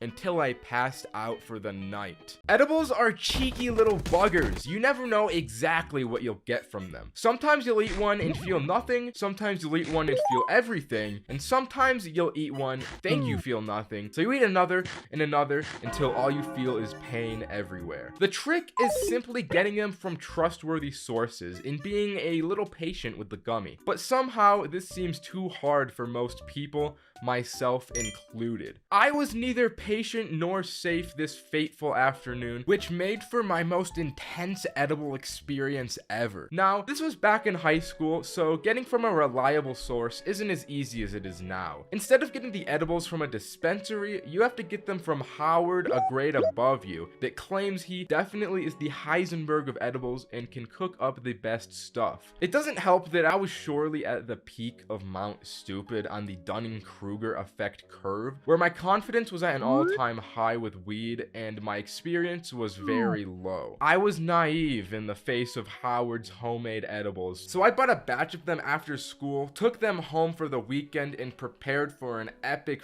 freaking time while I had the house to myself. You already know, before I ate these, I was showing them off to the boys. I was like, look at the fresh booty this young boy got his hands on. But I wasn't about wasting time. It was business time. It was time to eat the edibles. I started by just eating one of the 4 I had bought. And right from the moment it touched my tongue, I could taste just how weed infested these brownies were. But I got it down. Then, with every passing second, I analyzed how I felt. And when you think about time that hard, it makes it feel like it passes way slower than it actually does. What feels like 30 minutes is actually 10, and what feels like a weak edible is actually a bombshell that hasn't gone off. So I thought, this one should have hit by now. I guess it's just weak. If this is how one feels, I can definitely take an extra 2. And we all know how this goes. As all of these edibles hit at once, my body is instantly, essentially paralyzed. I got the cotton mouth of a lifetime, which marked the only time in my life where I wanted water more than pussy, money, or weed. So I just lay here like, god damn, I didn't sign up for this. So I try and roll over to get my phone and text the boys group chat that I was on my deathbed. But my body couldn't roll over without me using 100% of my brain power to do so. As I picked up my phone, it felt insanely heavy. I had the 40-pound iPhone. The phone was just way too heavy for me to pick up, so I was left with one option. I couldn't text. I had to send a voice memo. Yo, guys,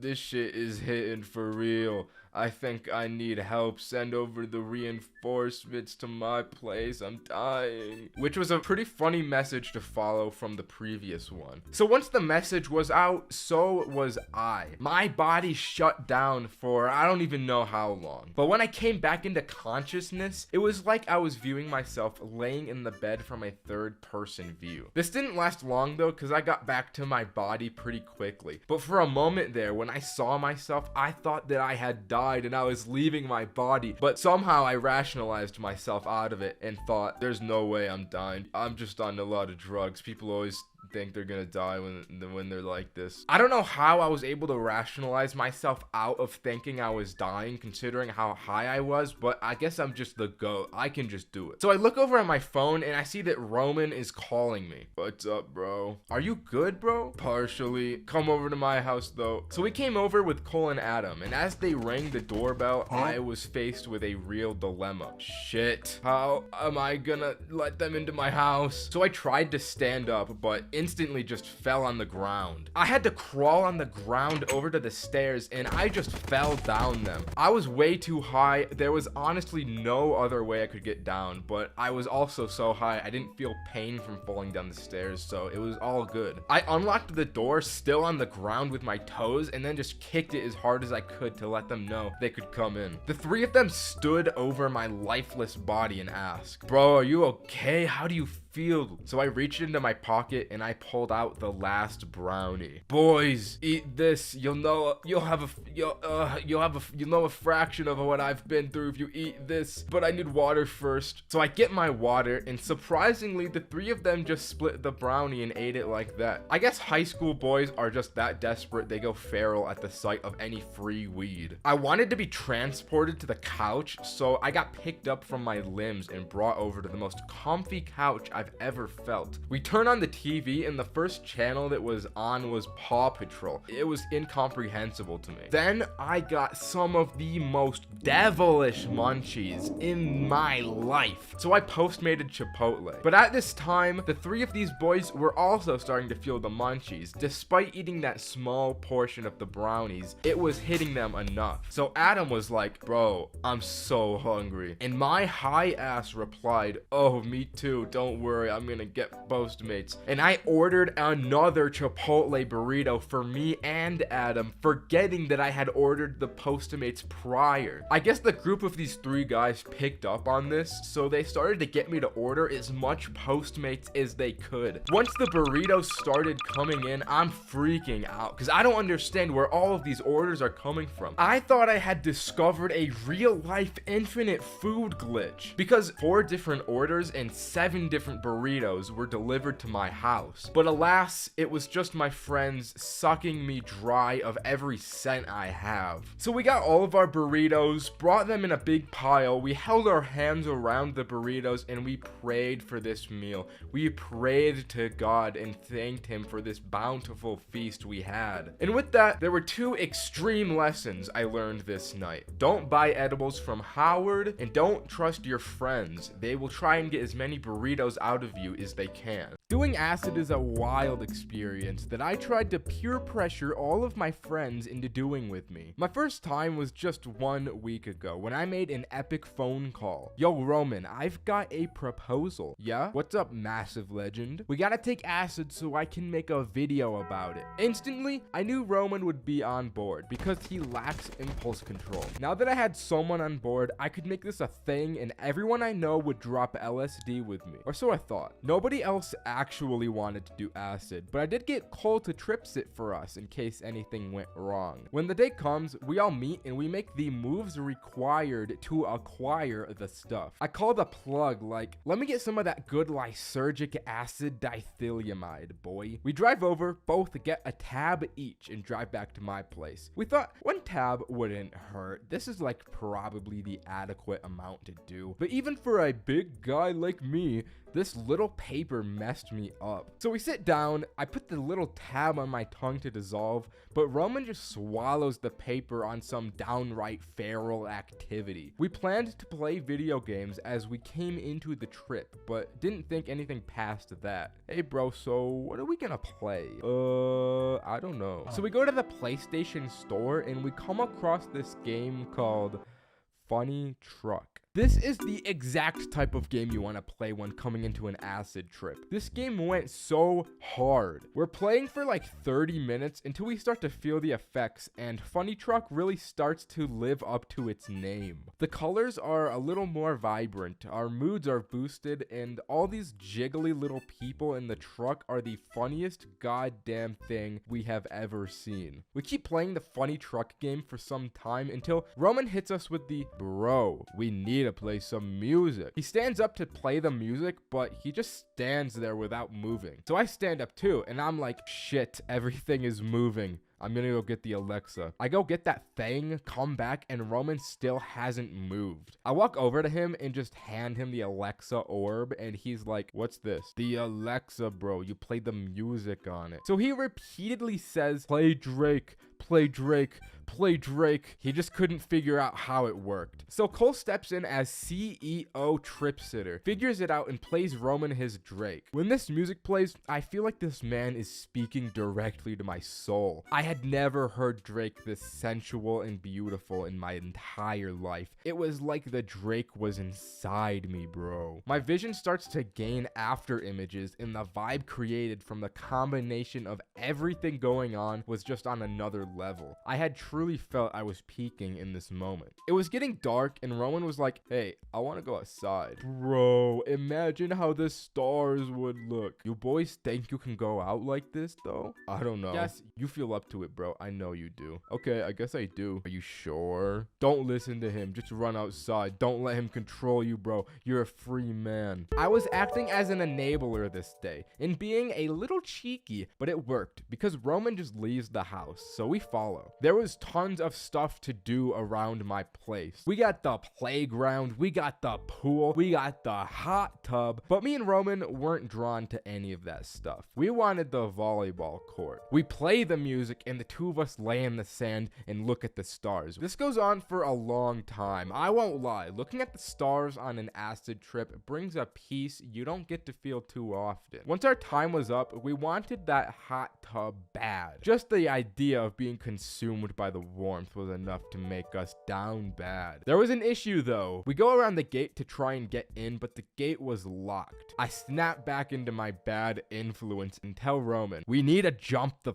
fence. There's no other option. He jumps the fence, then I jump the fence. And Cole is like, all right, I'll just stay out on the lookout for you guys. As we enter this hot tub, our lives change. We get onto some real homogeneous mixture type shit because the two of us just fuse into the water. It felt like there was no barrier separating our bodies from the liquid. The three of us see a car driving past and we're not gonna take any chances. So the two of us jump out of the pool, over the fence, and back to my place where the Drake and Funny truck are still going. I'm like, guys, we're in a time loop where we have to listen to Drake forever and play Funny truck. Honestly, that doesn't sound that bad to me, man. So the night continues in what is essentially heaven, and the three of us game on acid. We ordered food at one point, and let me say, I got ripped off so badly. I ordered a medium Coke from McDonald's with a $10 edition of Freestyle orange flavor. And it was no different than a standard Coke. Does anybody know what Freestyle orange flavor is? Sleepovers with the boys are sacred moments to see how many boundaries you can get away with pushing, even if it means overextending a bit. It's what makes it fun. This night, Roman, Cole, and I planned to push the two ironclad rules amongst the Roman household. Rule 1, no weed. His parents didn't even know he smoked at this time. And 2, no friends over on this particular weekend. We were to not only sneak the weed into his house, but also ourselves. Roman had just got a brand new PlayStation VR headset and we wanted to experience the virtual reality while high, which posed for the riskiest activity of all. You see, this was his family PlayStation, meaning it was right in the middle of the living room, so we had to move at night when the family sleeps. Me and Cole stake outside for dusk to fall and Roman to give us the word. We had the weed in an airtight seal, a small pipe to smoke it, and some Febreze bottles to kill the smell. Eventually, we see the front door open. Roman gave us the signal and we slowly enter his house to not make a sound. We all make our way upstairs, walking past his parents' bedroom to get to our safe haven, Roman's bedroom. Objective 1 was complete. Now we had to complete objective 2, smoke the gas. So how are we gonna do this, man? I've got a spot. He opens his window and walks onto the roof. The three of us get to smoke under the stars as the calm before the storm. A moment of solitude before things take off. Once we're nice and high, we stumble back down to the window, probably almost die, and get back inside. The night was looking good. If we could complete our final objective to play VR, we could call this mission a success. We make our way downstairs and turn on the PlayStation, ready to experience this new world. We didn't want the smell of weed to linger on us, so we spray the Febreze bottle around the living room. But something all wise men know is not to give 3 high kids a bottle bottle of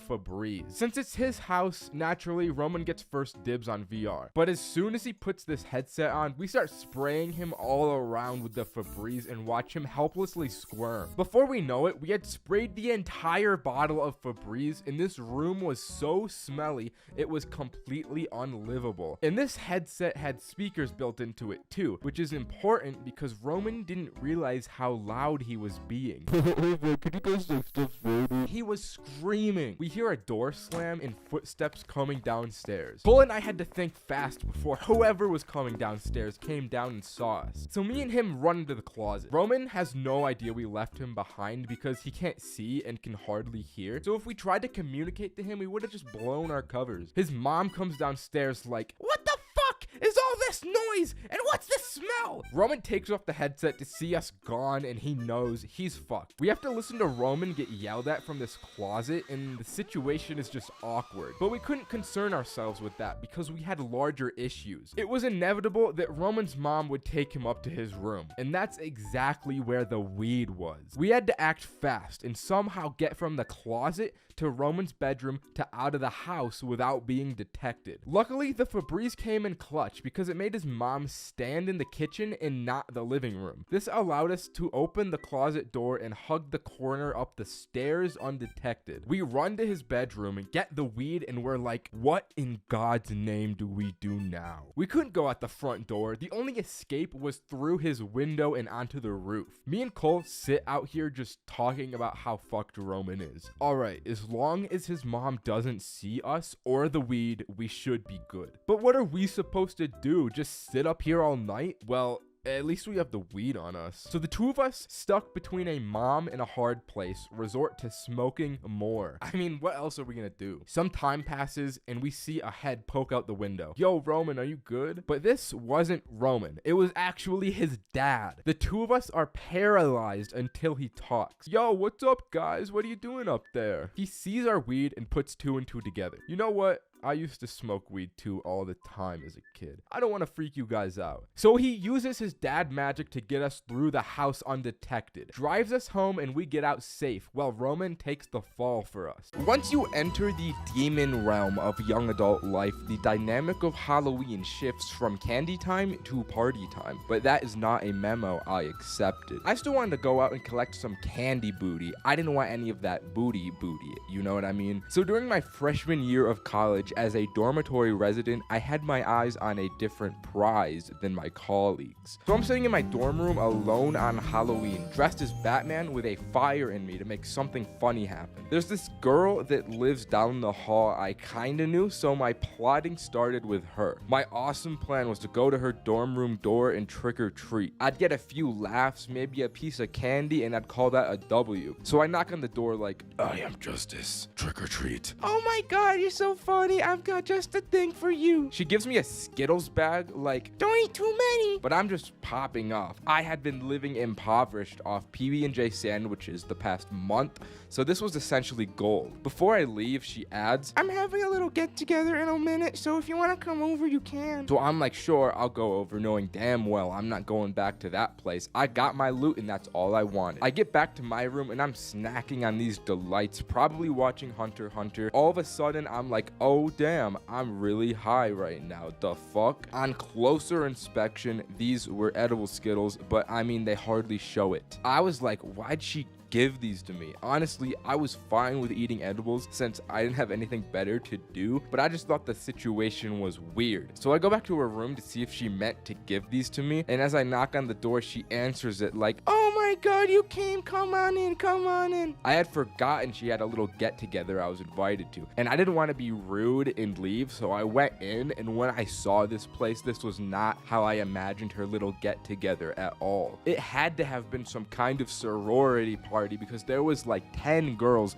essentially wearing lingerie, and then me dressed as Batman. They were drinking, playing games, and I'm completely out of my element and pretty high. I'm a married man. I can't be put in situations like this. So I'm like, yo, this party is epic. I'm gonna go get some water. I fill up my glass and just sit at the kitchen counter alone, trying to think of the quickest way to get out of here. I text the big man Adam to come to the door and get me out of here. I give him the room number number and I say to just open the door and ask for Batman. But I didn't get a moment to see if he replied because this girl comes up to me and sits at the counter. Hey, what are you doing over here? And this is when I made a decision I look back on as highly questionable. I was new to college and I didn't want to taint my name so soon and be known as the Batman guy that sat alone at the party. So what I do is I go full Batman mode and protect my identity by speaking like Batman. I'm just thinking about criminals, you know. Haha, that's funny. You should come over and play games with us. It may have not been the best decision, but I ate a lot of those Skittles and these people were drunk enough I could speak like Batman all I want without repercussions. This girl takes my arm, pulls me over to a beer pong setup and hands me a ball. I didn't want to drink. I'm already zooted beyond belief. So I'm aiming between the cups so that the ball just hits the edge and bounces away. And this whole time, I'm just hoping that Adam got my text and would come through the door and save me. The more I miss, the more these people are chanting for me to get a ball in. Eventually, one of the balls land. I gotta drink it, and they're chanting for me to get more. So I do one more, and then they chant again for me to do one more. They just don't want me to stop drinking and getting these balls in the cups. I realized that this is just gonna keep happening forever, and I can't keep this up anymore. So I use the tried and true stalling method. I need to go to the bathroom. I check my phone to see if Adam's on the way, and I stand in this bathroom for like 5 minutes until I got out because I don't want to be in there for a suspiciously long time. I walk out and see the girl that invited me here. I walk up to her and I'm like, yo, did you know those Skittles were edibles? Yeah, I know you like weed, so I thought you'd like that. Huh.